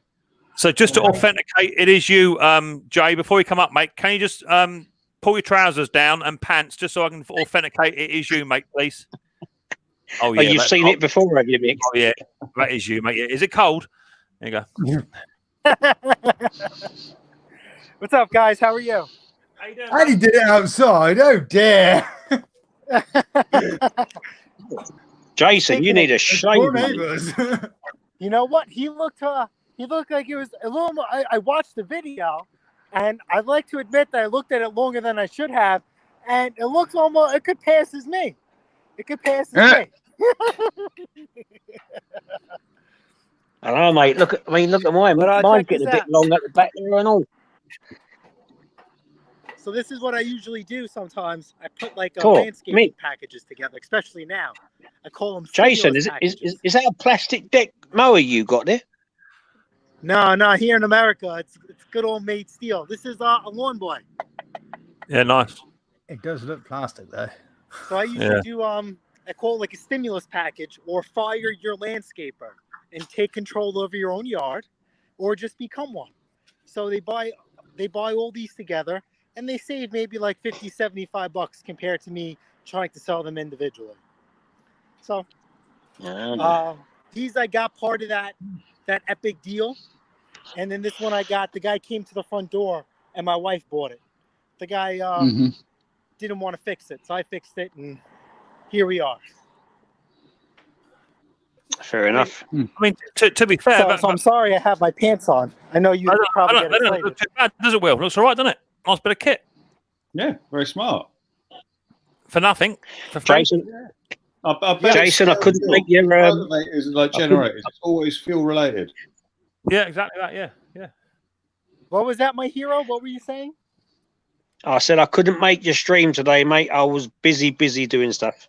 That's okay. You had your cape on, and you had a lot of mowers and strimmers needed to be saved. You're only one person. I get it. Will you two please go and get a room? Jason, he's only jealous, mate. He's jealous. Mower, I figure. Got a question here from Chris saying, what mower does everyone prefer to use as their own personal mower? I love my Hater Harrier 41. I like to say I've got the Hater 48 Pro. That's what I like. I don't have a LT 1000 Craftsman 42-inch cut. Right, I don't have a personal one anymore. I use it.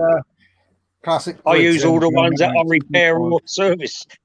What do you guys seen it? What do you use, Scotty boy? What are you using, Scotty? I got a Champion with a Briggs Classic engine on it. Oh, hardcore. What about you, Will? You got a lawn or you flattening it? No, I haven't got any grass. That sucks. I mean, there's maintenance, but I've got such a small garden. I just use everyone's. I'm using an Ali Max strip of grass. It's about that big. Yeah. You just about get his 2 weeks. It ain't worth having these bit of grass, is it? Oh, that's a double blader right there. This is my hot rod. That's his personal one. Yeah. Toro. That's that Toro time saver. Yeah, so I take my gray seriously. You don't save no time on them when you're doing the belts. Painted the wheels. No, they got to be in time. Yeah. Yep. And then have my straightening kit. They're like a Chinook, isn't it? It's like a walk, double rotation. It's like I feel like I'm on show and tell. I'm on one hand. Hold on. Is that a Selkie behind it? No, this is my striping kit. You know, here in the States, Oh, we have a proper lawn. You know, we don't have these, crazy, little small gardens here. I like to stripe. Mick, if I disappear, my battery's going to be going very soon, mate. Roy, So do you mulch with that, Jason, or do you collect? I'm sorry, what was that? Do you mulch with that Time Master, or do you collect? Oh, yeah. So I mulch. So I even installed a high lift kit on here. Let me take this off, and I'll flip it over, and I'll show you what it is. Oh. See, I asked because I was always told you can't mulch and have a roller, because all the roller does is collect the mulchings that you've just left behind, if that makes sense. No, so here's my roller. no. This is my second year. I know I keep my equipment pretty clean. I've never had to wash it. It's got a rake on it and all. Yep. So this is a high lift kit here. So you see these baffles here and here. These I added on, and it keeps the clippings inside, and so the clippings have a better opportunity to chew up inside. Now, what I've always wanted to do is, I just painted this, so I have paint is wet. So let me see if I could tip this over, and I want to show you guys what I want to do. So this is a Super Recycler SR4. Paint this still, okay? So if you look here, see how it has a baffle deck? But what I want to do is, you see this blade adapter? It has wing tips on it. So that's like an extra set of blades on there. I want to see if I could retrofit those wing tips on my Time Master. So now I'll have the two blades, and then I'll have an extra set of blades. Start hovering. It looks like a beast as it is. I don't think it needs anything else to make it look more like, operate more like a beast. So here's the funny part, right? So this is the kicker with this lawnmower. You stick those on, Jason, and sit on it, mate. You'll take off. Hovercraft. So here's the funny part. This is a 190cc engine. That's the same on all of these lawnmowers. It's just shaped differently. So this lawnmower is underpowered from the factory. So I adjusted. Did I just hear you should have a 10 horse on it? Yeah, the new ones come with the 10 horse on it, so I'm probably going to go with that, and I'm going to put this like on a flip for a lawnmower to resell, because I might even do a Cowie, because did you see the Cowies came down on price? I think we were on somebody's live, and they mentioned that the Cowies were down to less than $200. Good engine too. Oh, really? Yeah, because the Cowies come on the commercial grade version of this, which is called the Turf Master, and the Turf Master has a little bit of a different deck design. But a lot of the guys don't like it because it's heavier, because it actually has like a guard, like a cage that protects the engine and the mower. So a lot of the guys like to use the Time Master instead. It's the same transmission, the same parts, just a different engine per se. So, I mean, it's got some tweaks to it. It's got aluminum pulleys under the deck. Of course, the factory runs are made out of rubber, and I had one shoot out, and I haven't seen it in 2 years. So, I put aluminum on there. Forget it. Well, I would definitely go for Kawasaki all day long, especially on that. That'd be nice. So I fancied a Cowie for a long time, but they just came out with the Briggs, and the Briggs has a 10 horsepower on there, and the Cowie is still 6. Have you seen? You won't have seen the Will. Have you seen the new Hater 56 Pro with the Briggs engine on it now? Have you seen that? No, I haven't. Oh my lord, we're in for a right treat. Oh dear. I'm not mad on hater mowers. I'm Honda. If I had to buy a commercial mower, it'd be the big Honda HRD 536. Yeah, nice. Yeah, very nice indeed. Yeah, I would have to agree with you on certain aspects. I like the Hater. It just cuts really nice for my type of lawn that I've got. Do you know? And that's the difference. But if I was using it commercially, I'd have to agree with you. So what size is that heater? Well, it's only small because you guys, as I say, do it bigger and better over there, don't you? So it's only small. It's only about a 20 inch cut. Oh, okay. 20. Right, Mick. Yes, Mick, Roy. My battery's getting very, very low now. It's just starting to blink, mate. So I'm going to say video, and I'm going to drop off there before it does go. Right, sweetheart. Catch you later. Bye, my hero. Thank Yeah, you. right. Yeah. Bye-bye. See you later, everyone. See you, Roy. Right, Roy's going, and I've got Mitchell. Mitchell, put both hands in the air, please, babe. Yeah, both hands. There's one. You're good. Everybody's scared now. That become. There he is. How you doing, Mitchell? Good, you. Yeah, living my dream. Living my dream. Good. How the rest of us? We're all good.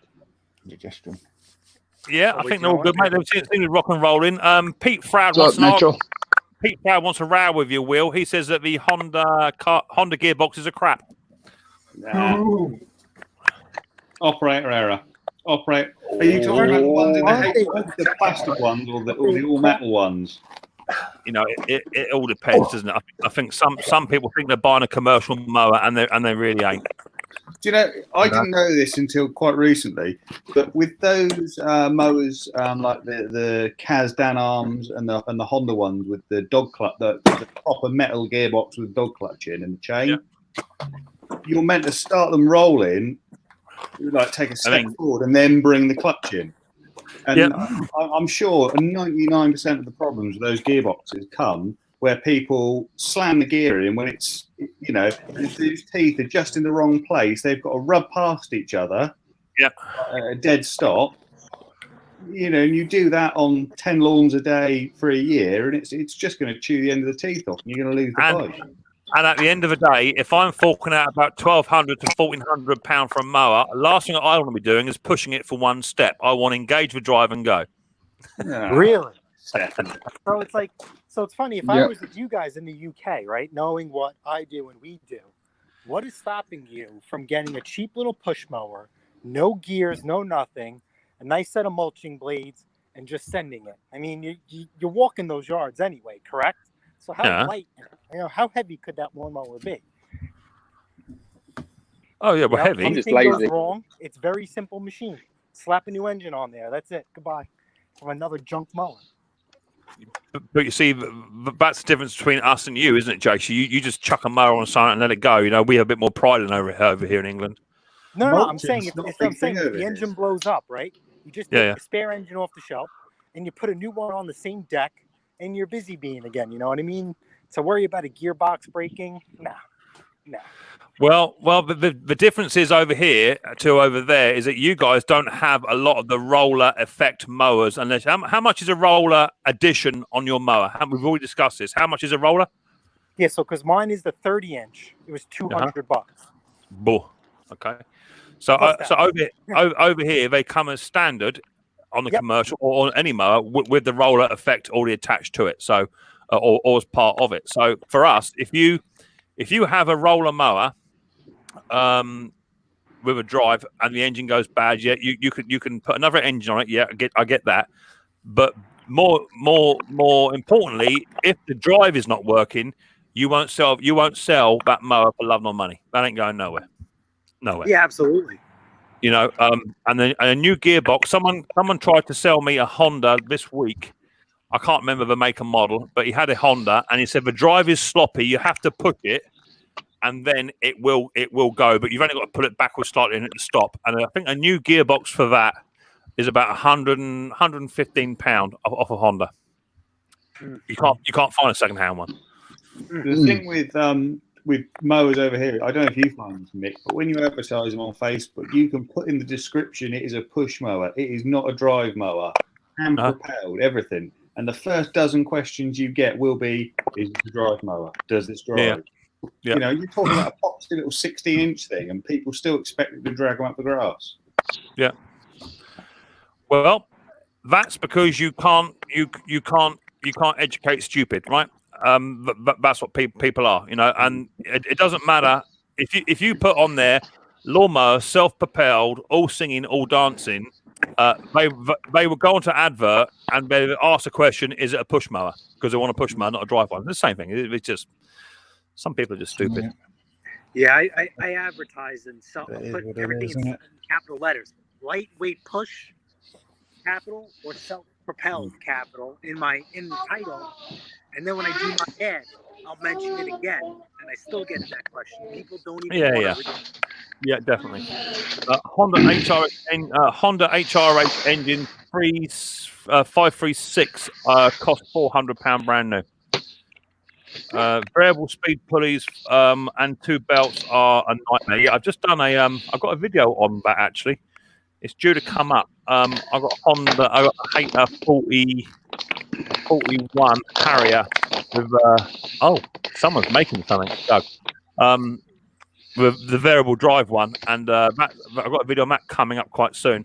Yeah, they are an absolute pig to fit, especially got big hands that I've got. Try and get the variable pulley out and working, and putting the back belt on. They are a bit of a nightmare. I've got Is that to the one admit. where you've got to pull the spring? You've got to sort of pull it back over the roller. That's the one. And even I seen the one where you work on them. Sometimes they're chain driven too. Jesus Christ, man. Yeah. I find, Will, the best thing for them haters, the very drive, is once you hook the spring onto the very drive pulley arm, if you get a bit of pull cord and thread it through the spring, you can then pull it all the way back. That's the easiest way I found about having to square it. The roller sort of thing. That's it. Yeah. Otherwise, you could be there for a fortnight trying to do it. You right, Doug? Do what? You right, Doug? What are you rattling about with? Yeah, I'm okay. I'm smoking cigarette. Oh, okay, cool. So, have you guys ever replaced a roller? Like, because how much does that cost? Generally, the rollers aren't the issue. It's the gearbox that is the issue. Oh.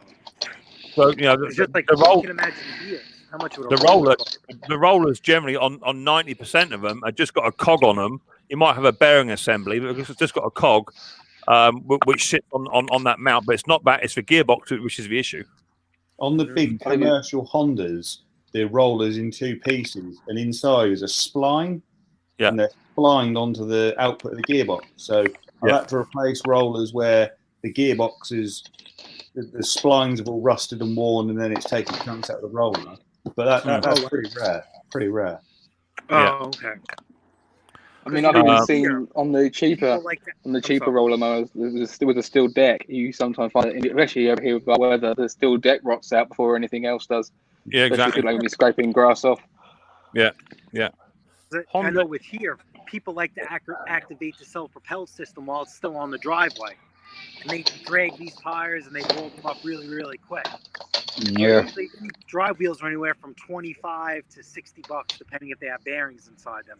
So just curious if you guys have the same issue here with you guys activating the roller, what it shouldn't be, and it wears out, and you guys have to replace it. The difference is something like the Hater 41 Very Drive, which is quite a popular mower. In my opinion, Hater pulls it up. Mama said your shoes off and get on the couch. Oh my lord. You're gonna have to wear a quarter pizza. Just going to stick you on mute for a second, Doug. Got a bit of background noise in my babe. Don't go nowhere, buddy. Just got a bit of background noise. The Hater 41 Pro Very Drive. The problem is with it, Jace, is that you can have on the drive system a multitude of places to go and look for the issue. So it could be one of 2 of the belts, and generally some lawnmower repair shops, they don't always replace the back pulley, which is the one that can be the issue because that's that's the difficult one. And you only want about 2 to 3 mil wear on the width of that belt for it to cause problems within the pulley system. So that would be problem number 1 where I would go. Next problem could be a very pulley could be seized up. It could be missing a spring. It could then be the gearbox. It could be the U-shape height adjustment bracket, the aluminium cast one that sits on top of a gearbox that holds the gearbox up into the deck. That could have snapped. So just on a Hater 41 itself, you could be looking at around about 4 to 5 different places to look to find the drive issue. You got the 2 cables as well. Yeah, 2 cables. Yeah, and in fact, I have one here. This may look quite familiar to some. It's not a packet of cat food whiskers.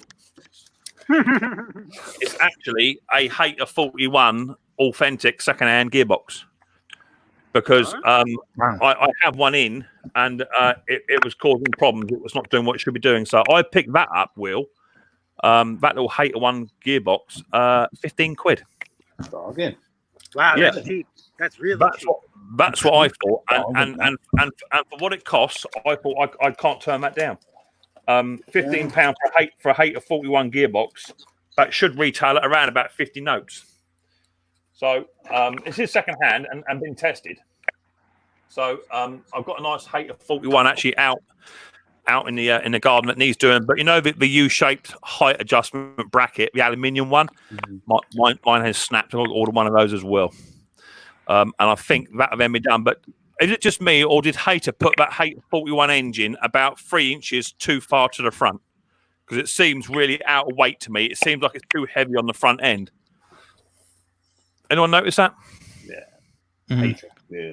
Well, you know what? Maybe they did that on purpose because a lot of your lawn mowers are rear-wheel drive. So if you guys are going uphill, maybe it keeps the deck planted down, like a weight distribution. No, I think I just made a mistake in the build. Yeah, I think it could possibly be a bit of a design flaw. That. Have you ever had anything to do with Countax, Mick? With what? Countax tractors. No. They released probably 2015, 16. They brought out their new tractor, and Arians had just bought them out, and they designed this new tractor, and it was all great, all singing, all dancing. And then Arians said, "Oh, but you haven't met all these new different regulations." So they've done a proper abomination of a bodge on it, and you used to get these tractors out the crates, and you'd have 4 or 5 boxes, and the manual to fit this stuff was like that thick. Okay. And that was proper British design as well. Like, let's not worry about doing it properly. Let's just, we'll lash it up later. Sounds about right. Hang on. Not the hose. Joy. Oh, that's yummy. Are you spraying and praying, Jason? Yes. Have you noticed the genuine Harrier belts are wider? No, I haven't seen the difference. There is probably a reason because they want it to sit on the pulley better, which is the same problem with the very drive one, the 114, 2.4 and 2.5 belts for 2.4 sits on the back. And that belt, as I say, only needs 3 millimeters wear on the width of it, and it won't work on the very dry pulley as well. I have noticed. I had belts snap on me when cutting grass. Yeah, I've had that. Mick, swear you done the front wheel drive. Mick, I swear you done a front wheel drive. I have, mate. Yeah, I've done one. Yeah, that was the Mountfield one. That's the one I was talking about a minute ago. One that he'd hit something. Yeah, I've done a front wheel drive. Don't get in very often, mate. What does dancing mean, Mick? Dancing means dancing, like having a dance. Why'd you ask? Best way of checking the hater drive is get it on its side, cable tie the 2 levers, take the plug out, and then spin the blade with a handle. Okay, the only problem with doing that with it still connected to the blade boss, and that's the problem I had, is when you engage the drive, the roller was still spinning because the blade's going around. So the only way to do that is to actually disconnect the belt from the blade boss going back and onto the very drive, because otherwise you're just literally turning the belt, the blade, which is turning the very pulley, which is turning the gearbox. So you need to take the blade off the front. No, you said about mowers, then something dancing as a description. I don't remember. All singing and dancing. All singing and dancing. All singing, all dancing, which means all singing, all dancing means the dog's danglies, or which means the top knot. Dog's nuts. Oh, I think we got some feedback off of Jason. Jason, I'm gonna put you on mute, sweetheart. I think you're mucking about with your microphone there, baby. There you go. You're on mute for a minute, Jason. You can unmute yourself in a bit. Got a bit of noise. So how are you doing, Doug? Are you doing well, buddy boy? Yeah, I've just been working in my mom's shed, been putting insulation board on the walls. Okay, cool. How's that coming on? It's coming along. We're almost done with it. I got to do the ceiling yet. I got tired, so. do that tomorrow. You sound like you're about ready to collapse and go to bed. By the sounds of it, Doug. I'm tired. Yeah, you sound tired. You do sound absolutely beat. It's, have you got your big tree down yet, Doug? Did your tree get sorted? No, they had to. We had a big bad storm come through here Wednesday, I think it was. No, Thursday. The storm. Wednesday night, Thursday morning, and they come by yesterday and picked up their equipment because they had to go do some storm jamming right quick. I said, "Go ahead, man. Go do what you got to do. Yeah, we're in good shape, you know." So he said probably beginning of next week, middle part, he'll be back over here to finish it out. Cool. I bet you'd be glad to get rid of that, Doug, won't you? That tree. That must be quite a thing. Quite a thing looming on your conscience, having a 125-foot high pine tree about 3 feet away from your house. Yeah, it does. Yeah, and it's about 40 inches around. You know what I mean? It's not something you want leaning against the side of your roof. No, it's a big old joker too. Yeah. So what's left? They just got to top it out, Doug, and bring it down, have they? Well, they went all the way to the top with the bucket truck, as far as they can go with the bucket truck, and from there on, he's got to put his spikes on and climb the tree and limit out that way, and then top it out coming down. Bring it out in bits. Yeah, that'd be cool. I take it. He's got insurance. I think he's got insurance.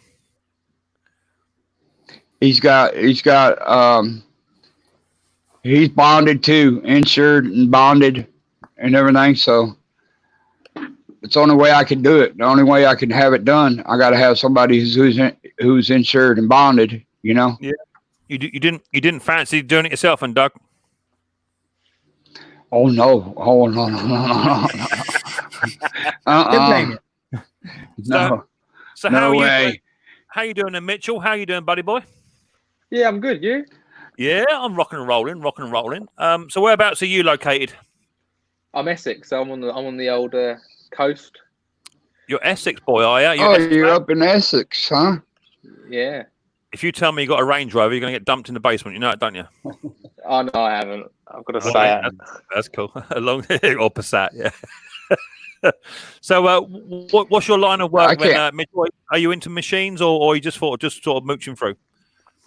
I work in a main dealership. So I work at Volkswagen as a technician. That's my everyday sort of job. But I started watching Retro Restore and things, and obviously your videos as well, which got me into tinkering about with lawnmowers and things. And I've now today been out playing with Briggs and Stratton Classics. I've just repainted 2 decks and built them back up, ready to sell.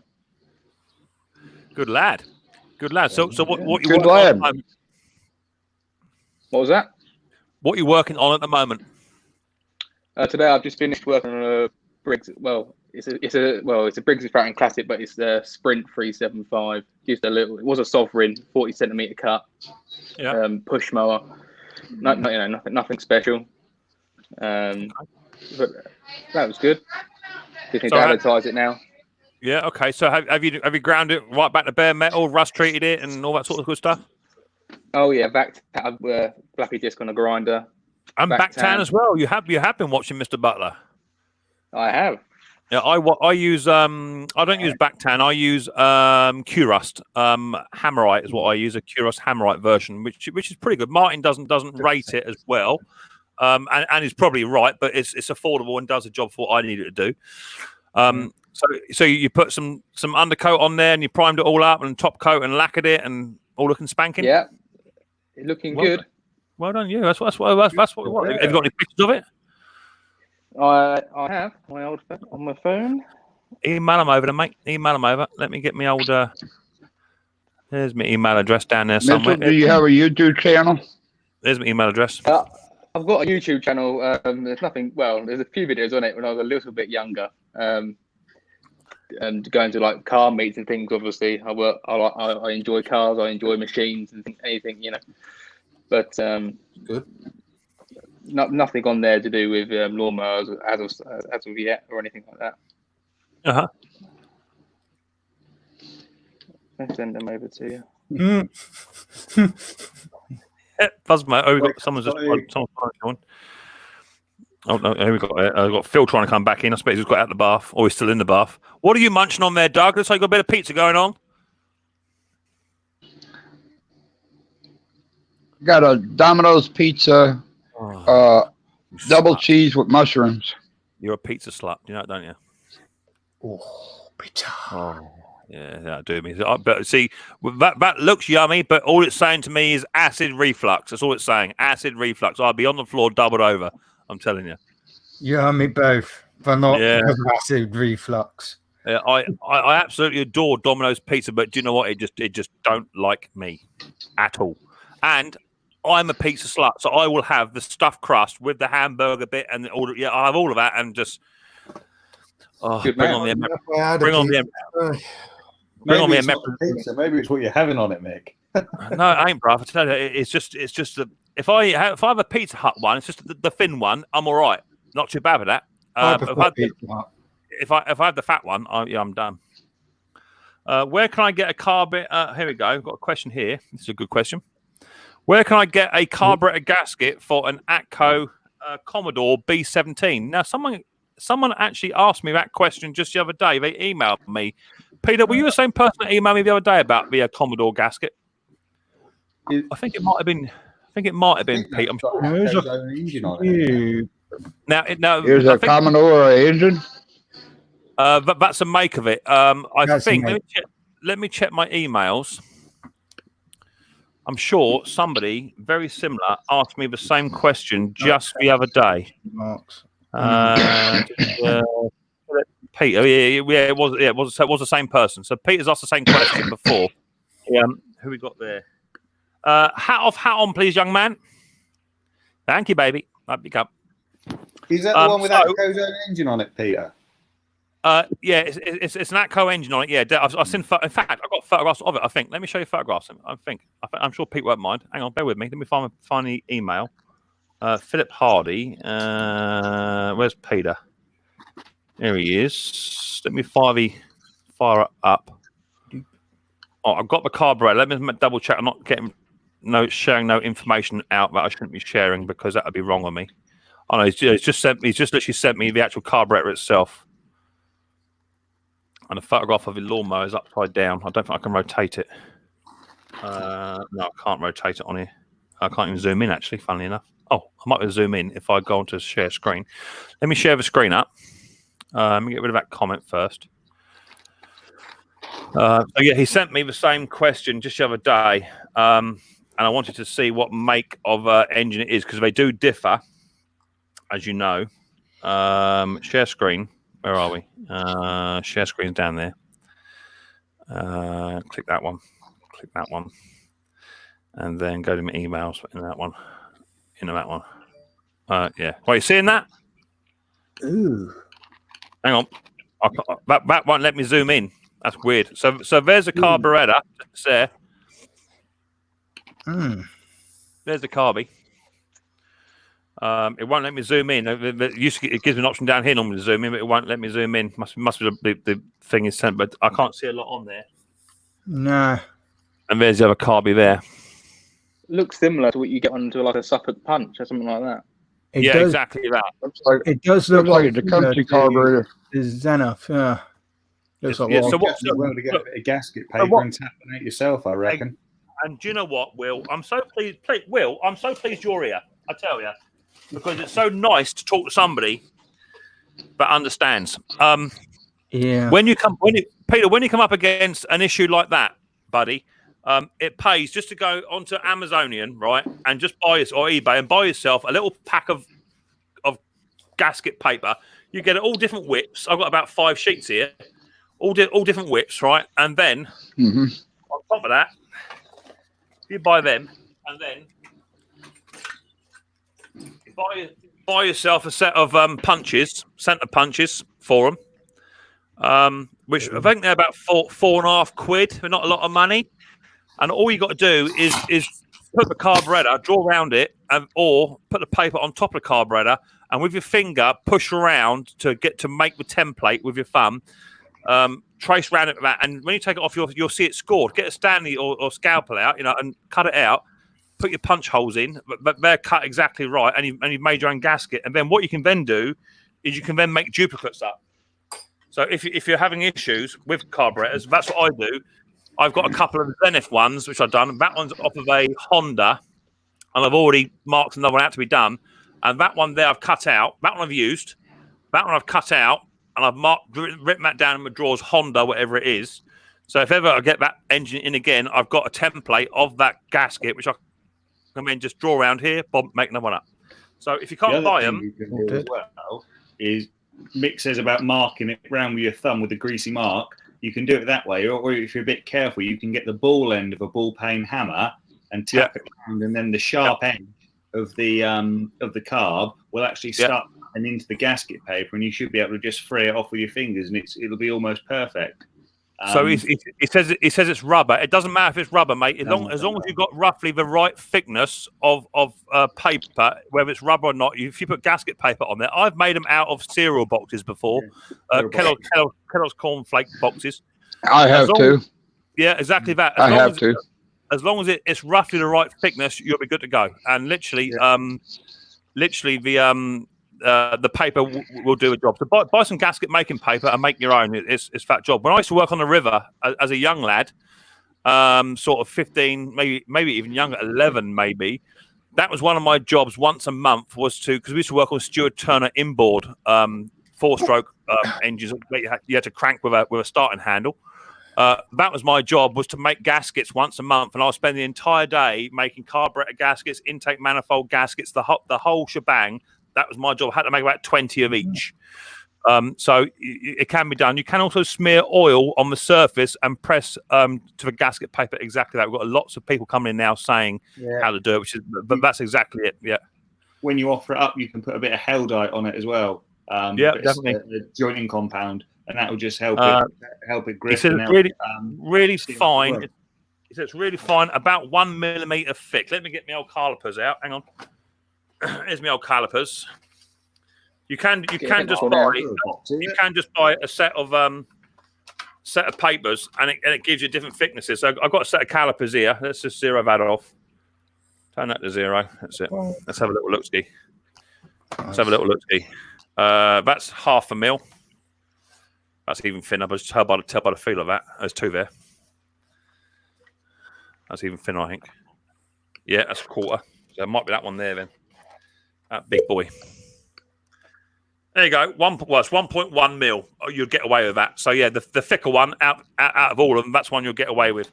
So if you just apply for sort of go on eBay or whatever and ask for a gasket paper set, they come with that's just a paper. They come with about 4 or 5 different sets on them. And then you can just make your own up. If it's only 1 mil thick, being 1.2 or 1.4 ain't gonna make a lot of difference. It's all about having the seal between the airbox and the carburetor. So as long as the seal is there, that's what you're after. So try that. But that's what we used to do before you could go and buy the gaskets. And I ain't that old.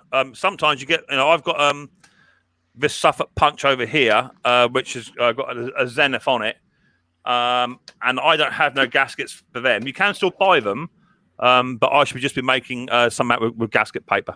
Yeah, from what I've seen, they're not exactly the cheapest to buy them neither. So would work out better if you're doing it to sell on to do it with the gasket paper, really.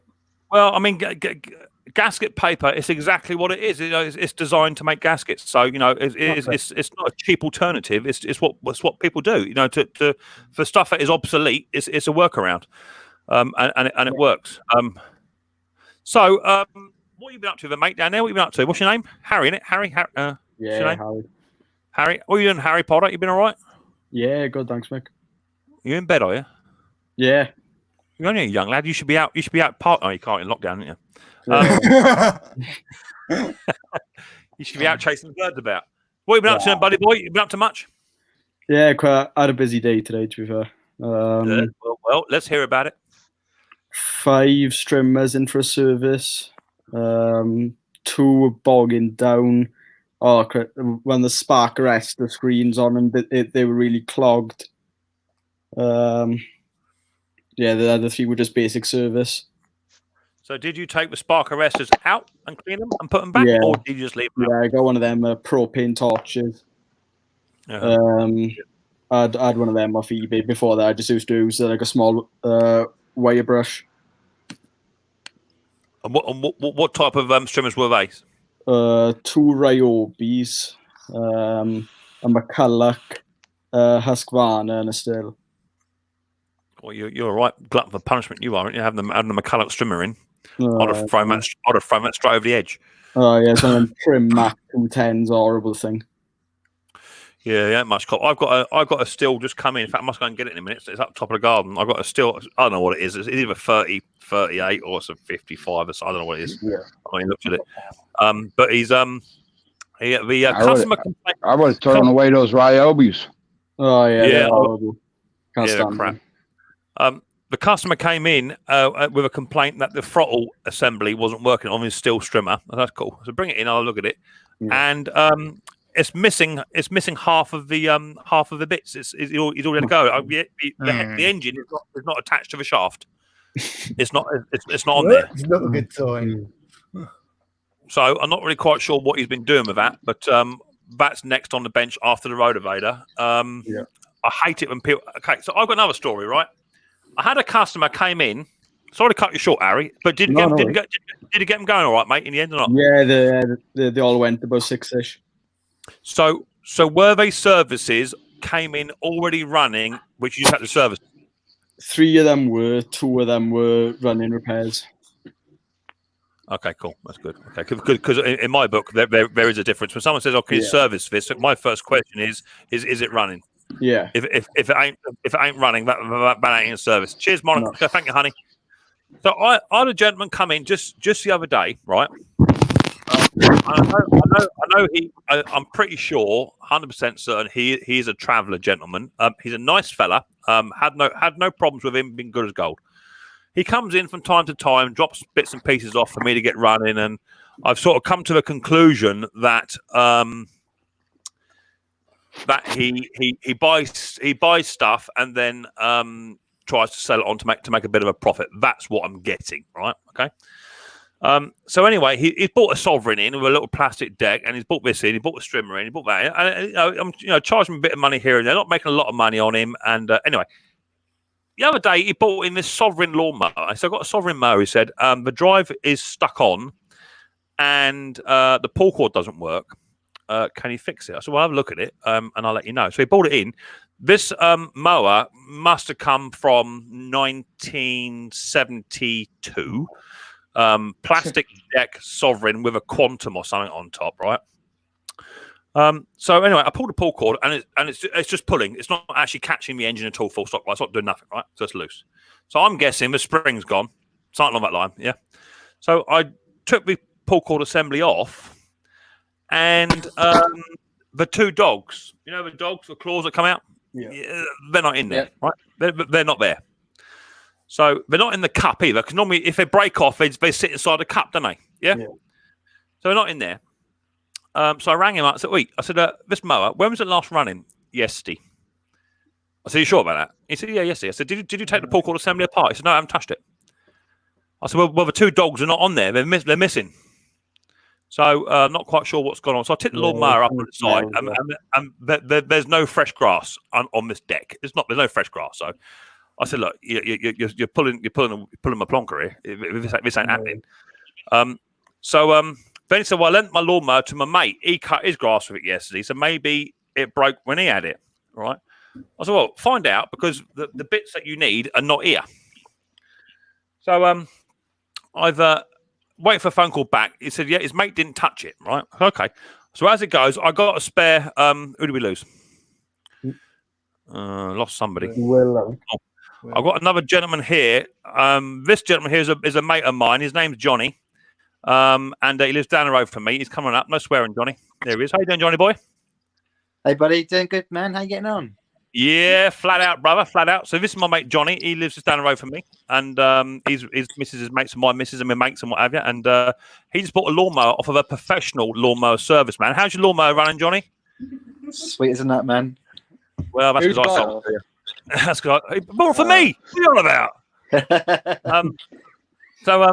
So yeah, I said I got a spare pull cord assembly off a Quantum. I'll whack that on it. He said, "How much that going to cost me?" I said, "I told him how much it would be," and he said, "No, you're doing me here." I said, "What do you mean? I'm doing you?"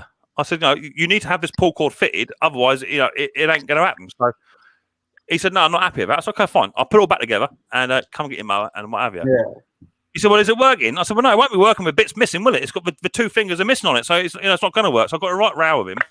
In the end, he agreed to get it fixed. I fixed it. He come back round and see me, and I had a bit of a polite word in his shell to say, "Look, just tell me the truth. What you're doing. I'll fix your stuff. I'll get it out to you. But you can't come to me and tell me that it was running yesterday. There's no fresh grass under the mower. Full stop. There's nothing there." And the pull cord is missing 30% of its ingredients to make it work. How's that supposed to happen? So he sort of then come clean and said, yeah, he picked it up from a flea marketplace, picked it up and was trying his luck on a 35-year-old Sovereign mower that's probably worth about a £5 with spares at best. And the metal roller was being activated by a bit of fencing straining wire. So that's what it is. So how you doing, Johnny boy? What have you been up to? I've been building in the garden, building up that climbing frame. Oh yeah, cool. Have you got makeup on? No, it's just the. Oh, you're under the lamp. British sunshine. Mate, you're under the lamp. That's what it was. It looked like you were glistening. So you've been putting your climbing frame up for your nippers, didn't you? Yeah, it's all done, all finished. Yeah, it's looking good, good. Man, well done. Good. That's what I like to hear. I've been flat out here too. I've got a nice big rotavator, which you know I've already got because you've seen photographs of that. So that's on the bench for tomorrow. Hopefully get that one going tomorrow. And the ride-on mower is still not running right. I've got to do a bit more work with that yet. But hopefully we'll get it up and running at some point. So how's Claire Bear? Is she okay? Yeah, I'm good, thanks. Yeah, she's been baking. Sue. Talking to Sue. Been baking today. Talking to Mrs. P, fantastic. We've been baking. What did you make today? Cinnamon donut muffins. Cinnamon donut muffins, man. Yeah. I'm a bit of a weakling when it comes to muffins. I must admit. I'll buckle at the first box. I mean, you know what I mean. Did you email them photographs over? Mitchell, did you email them photographs over? I did. I don't know if you've got them. Right. I'll have a look. Yeah, go on, chat amongst yourselves. I'll pop over here to find my emails. So you've done some muffins then, Claire. That was cool. Let me try lemon drizzle cake was yesterday. Homemade. Do you put lemon curd in it? No. Lemon peel. Is it lemon? Yeah, lemon juice. Grated lemon peel, lemon juice. Very nice. Oh my lord, you've done a proper job on them, haven't you? Okay, just going through your photographs. Just going through your first photographs. Make sure you haven't put a nudie photograph in there. Because what I tend to do is just put them straight up on the old panel. Next thing you know, I've got nudie photographs going on. Where's my share screen? Hang on, let me bring that on up. So what? It's a shame we didn't get some before photographs. That'd have been nice to see. Stop sharing. I want to share the screen. Here we go. Up onto there. I guess zoom that. Let's move it out of the way. Zoom that on in. So that's a little Mountfield. Wheels are a bit wonk, aren't they? They do that on the old Mountfields. It wants the old. You want to take the brackets off of that and put them in a vise and whack them over a touch. Yeah, I just put it together. Yeah, I just bend that little tiny plug, undo them, put them in a vise, and just bash them back straight again. I had the same problem on a Honda Lacia this week. I was saying, well, that's nice, that's tight, isn't it? That'll do you. No wheel covers then. No, well, 3 of them were broken and 1 was left. And I hadn't got no replacement, so I just took them all off. See, I'm always of a mind, right? I've been thinking about this because that looks to me like there's a wheel trim missing, right? What I might start doing is spraying the inner side the same colour as the deck. That's what I might start to do. Just it might be more catching to the eye. That's what I might start to do. Oh my lord, what is that? That's a McCulloch lawn Mac or something like that From It looks like- 1994. I'll say so. That's in puke yellow, isn't it? Yep. There you go. See what I mean? See what I mean here? There you go. See what I mean? Yeah. Spray them up. It's all right. Yeah, that looks hot. Yeah, I like that. That's cool. Even Oh to my get my Lord. sewing skills out and sew Proper. up the bag. Proper little old job. Did you spray the Yeah. blade as well? I did. Oh Lord, that's nice, isn't it? That's cool. You've done a good job there, bruv. Yeah, I was Done a quite good happy with it. Yeah, good on you. Why not? And so let me come back. Let me try and find you. Where you gone? Back here, back there. We've got them down there. Oh my Lord, Ken's down there. No, they're cool, and so they're now up for sale, are they? Will be. We just want to do a fine bit of fettling with a couple of them, but apart from that, they all run okay. You just want to tighten them up a little bit, but Well, you know, sometimes it's what it's all about. It's like the mower I sold to my mate Johnny over here. He's over here. He's looking gorgeous. The one I sold him, I sold him a 21-inch Mountfield. Had an SV200 on the top, but the SV200 was over revving to a state that I couldn't do anything with it. I think it actually chucked the weights off the governor arms. I got the engine over here, so it's just revving its head off. So in the end, I had a nice little 5.5 dog. I had a nice little 5.5 Honda over yonder, which I bolted to it, put a blade on it, and do you know what? It runs sweet as a nut. And Johnny was saying that he's actually donated to a Micks Mowers show a Hater electric mower, which he was using, and he was going up the garden once and emptying the bag and coming back emptying the bag. And how long did it take to cut your grass this week, Johnny, with a new mower? Oh, literally, the back garden was literally about 3 minutes. No joking, 3 minutes. Yeah, she was soup right up. It's revving nice and in the west. Well, yeah, without a doubt, you only get the best when you buy from Micks Mowers. You know that, right? Right, we've got to do a rotation, Scotty. Hang on to your hat, Scotty. Yeah, You're it's next. fine. I've got to head off anyway. So I was just going to say, if there's anyone in the basement, it's fine. Yeah, I've got someone down there, mate. I'll bring someone else up. See you soon, Scotty boy. Yeah, bye. Bye-bye. Yeah.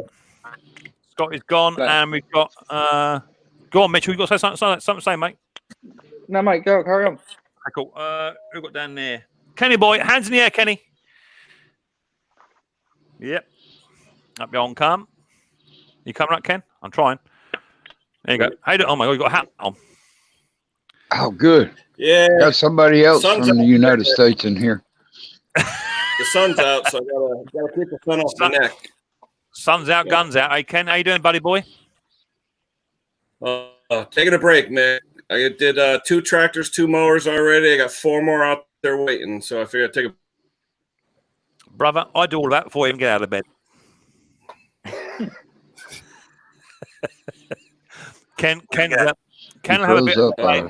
Still there? Because Ken and Doug are in the United States, Johnny and others, you've got to give them about 4 seconds delay before you talk back because they get a bit of delay on. Otherwise, I can't hear you. Gotcha. Isn't that right, Ken? 3, 2, 1. Yep. There But you I go. tell you, this morning it was a nice stream. It was nice and crisp. Yeah, cool. So you might know then, Ken. I've got a ride on with a 6.5 intake Briggs. It runs. I've sorted out the despite the discussion we had earlier on about the safety devices that you don't agree with taking them off. I've sorted that. I won't tell you what happened. But it's running like it's on choke, puffing out black smoke as if you're choking it, and it ain't on choke. 3, 2. Valve? Now, did you check the valves? Not and yet. the oil's not overfilled? But let me ask you, is it an oil smoke or a fuel smoke? Oil smoke. Oil smoke, so it's blue smoke, smells like oil?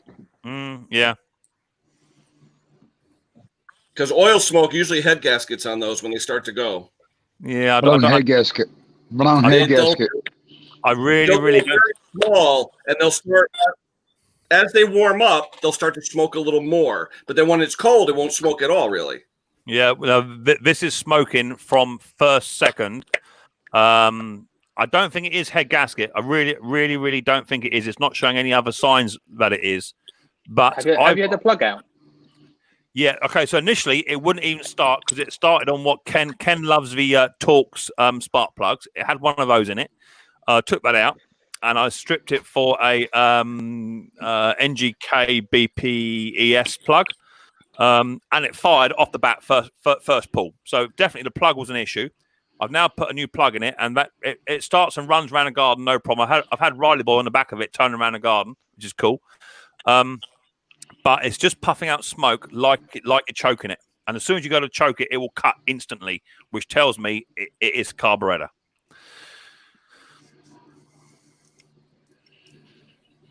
Does it rev fine? You know, when you. So you have to give Ken a bit of delay time, gents. Otherwise he won't be able to come back at you. Oh, he's gone now. He's gone again. Yeah, we lost him. He's come back. So what I may do, Ken, initially is I may actually just take the carburetor off, and I may stick it in the ultrasonic cleaner and give it a good 40 minutes in the cleaner. That way, that will then. That's what I would do, Mick. Yeah. I might just stick it in the ultrasonic cleaner first off. That way, it would then get rid of the issues with that. I think Ken's having issues. You can tell. You know how you can tell when you got a blown head gasket. Go on, Doug. You got a compression tester, don't you? Yeah, mate. Yeah. It's got the compression is fine. It's holding compression, Doug. It's not letting by. It's not doing nothing it shouldn't do. Okay, and then the head gasket. Then if you ain't losing compression, you know what I mean? Pressure on the. Yeah, that's all fine. It's all fine. It ain't losing nothing. It shouldn't be losing. I'm guessing it could just be valves. It's a 2006 model, and I reckon it just wants a valve adjusting. But because it starts straight off the bat, Doug. Starts every single time first pull. I reckon it's valves, exhaust. I reckon the exhaust valve is not closing quick enough. Could it be carboned up or anything like that? It's an overhead valve, so it's not like the flatheads where you'll get a build up of carbon on the head itself. Overhead valves don't tend to suffer with that issue. I might just get an overhead gasket, a gasket for it anyway, and just try that. It sounds like oil soaked filter. No, the filter is brand new, Willie. Filter's brand spanking new. So I'm not quite sure. It's just food for thought. What I might do, I might video it and stick it up as a quick upload, just so you guys can see it and just give me your opinions. At the moment, it's got me sort of scratching my noggin. I might go for valves first. Hey, with the PVC valve, say again.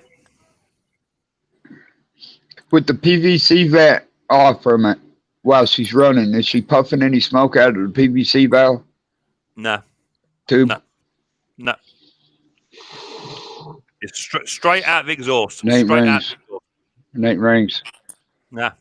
It's straight out of the exhaust, Doug. And it's not heavy. It's just like you fire an engine up and you leave it on choke. It's running like it's on choke.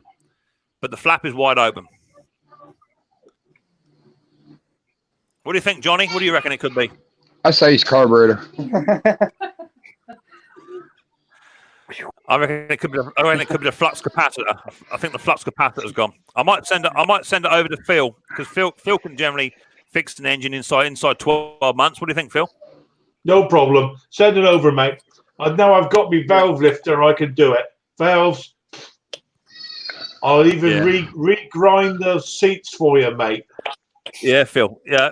Problem is, Phil, is for you to do that, it's going to take you about 15 emails to me to ask me how to do it before you get it done.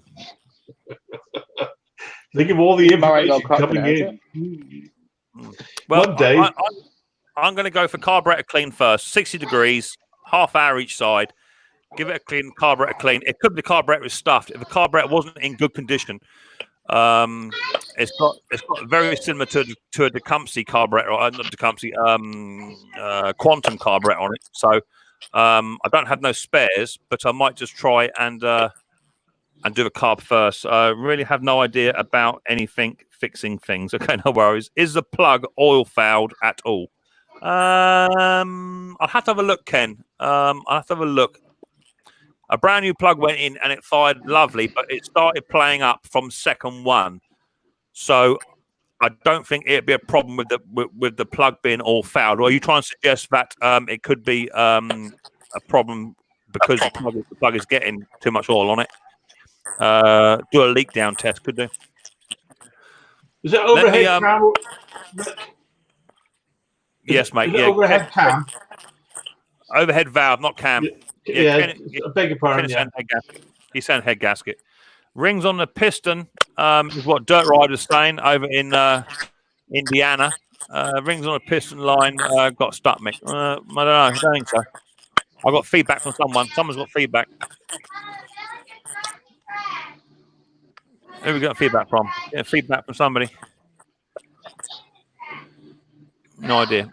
Leak down with 20 psi would show any leakage. Yeah, exactly that. Yeah, I'll do a leak down on it and see what I can get.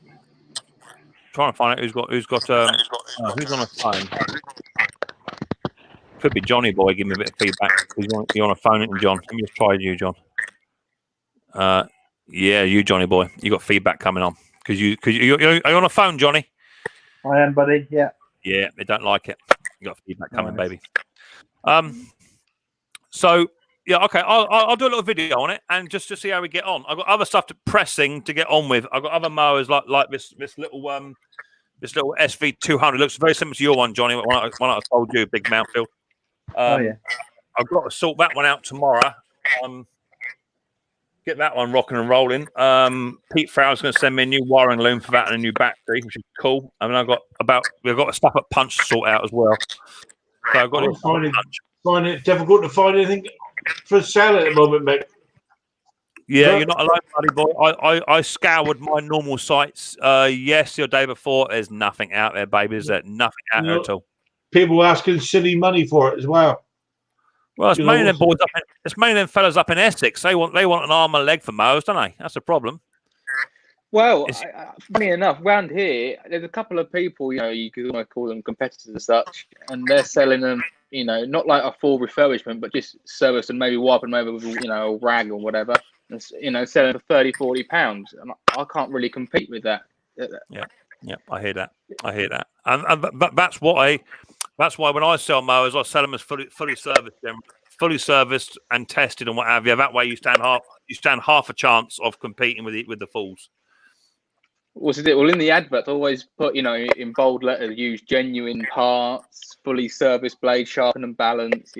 It's fully adjustable, and things like that. But you can always get people bartering you down. I mean, I tend to normally sell on average them, non-dry mowers for about £60, which I think is quite cheap. But yeah, it is cheap. You wouldn't get a push mower outside my yard for £60. I'm telling you, you wouldn't get one. I generally have a lot of over our neck of the woods where me and John live. We have a influx of certain people from certain parts of a different country who like to purchase stuff and possibly export it back home or sell it on themselves. And I've got machines up here for sale for like 90 quid, say, and they'll offer you 40 quid for it. Off the bat, yeah, it's not happening. So then you sort of say, no, it's fully serviced and all this, that, and the other. And he said, well, I'm going to send it back home to get it running right. Well, it is running right, but it's what we are. I'd much rather keep it, winterize them, and sell them next year than let them go cheap. I wouldn't do it. Yeah. Well, I've got about 20 lawnmowers, kicking about, mainly like sovereigns, mainly with the classic engines on, but. I just haven't got around to doing them all yet.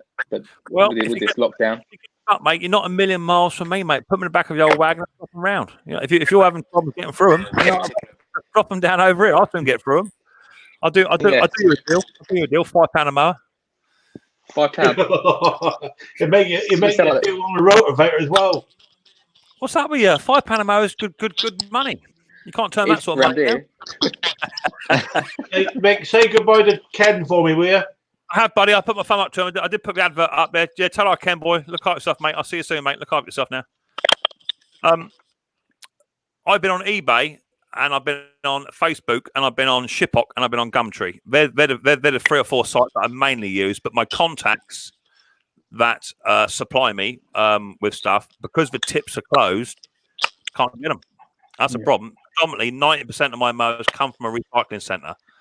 High and buy from Ian Matthews. How you doing, Ian? Nice to see you, buddy boy. So because we're not open, it's not happening.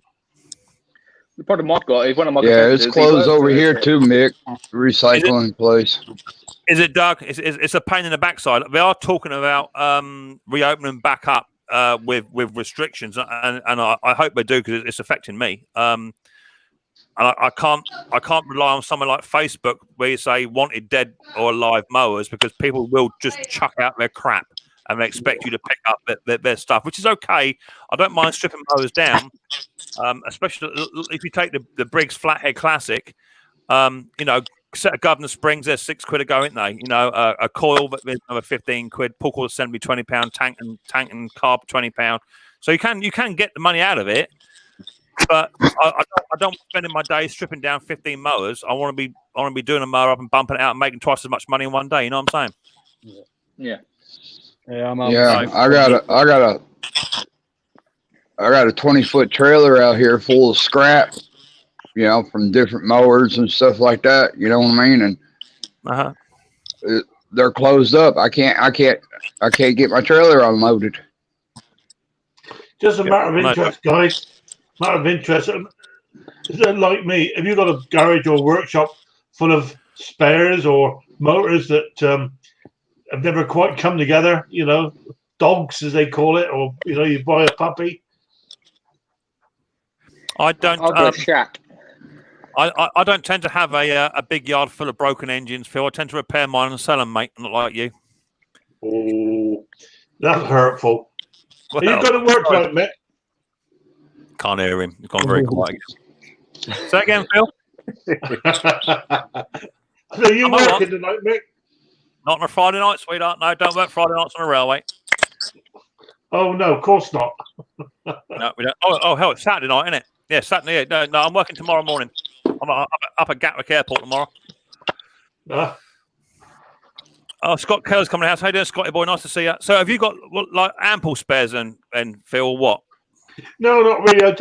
I looked around in the workshop this afternoon, funny enough, and I just realised about 5 motors there just sat there looking at me, laughing. Most of the time they've come out of decks that are rotten. You think you're buying yourself something worth having, and you get it back, and you start stripping it down. There's holes everywhere, the damn decks and stuff. Well, it gets to a state of play, Phil, when even the lawnmowers are laughing at you. They've been that long. They've started to rot out, waiting to be fixed. Yeah, exactly that. I'm not even joking, Phil, but your lawnmower engines have squatters' rights. But I'm happy. Right, people. I've been going for 2.5 hours, 2 3/4 hours now. It's time to rock and roll.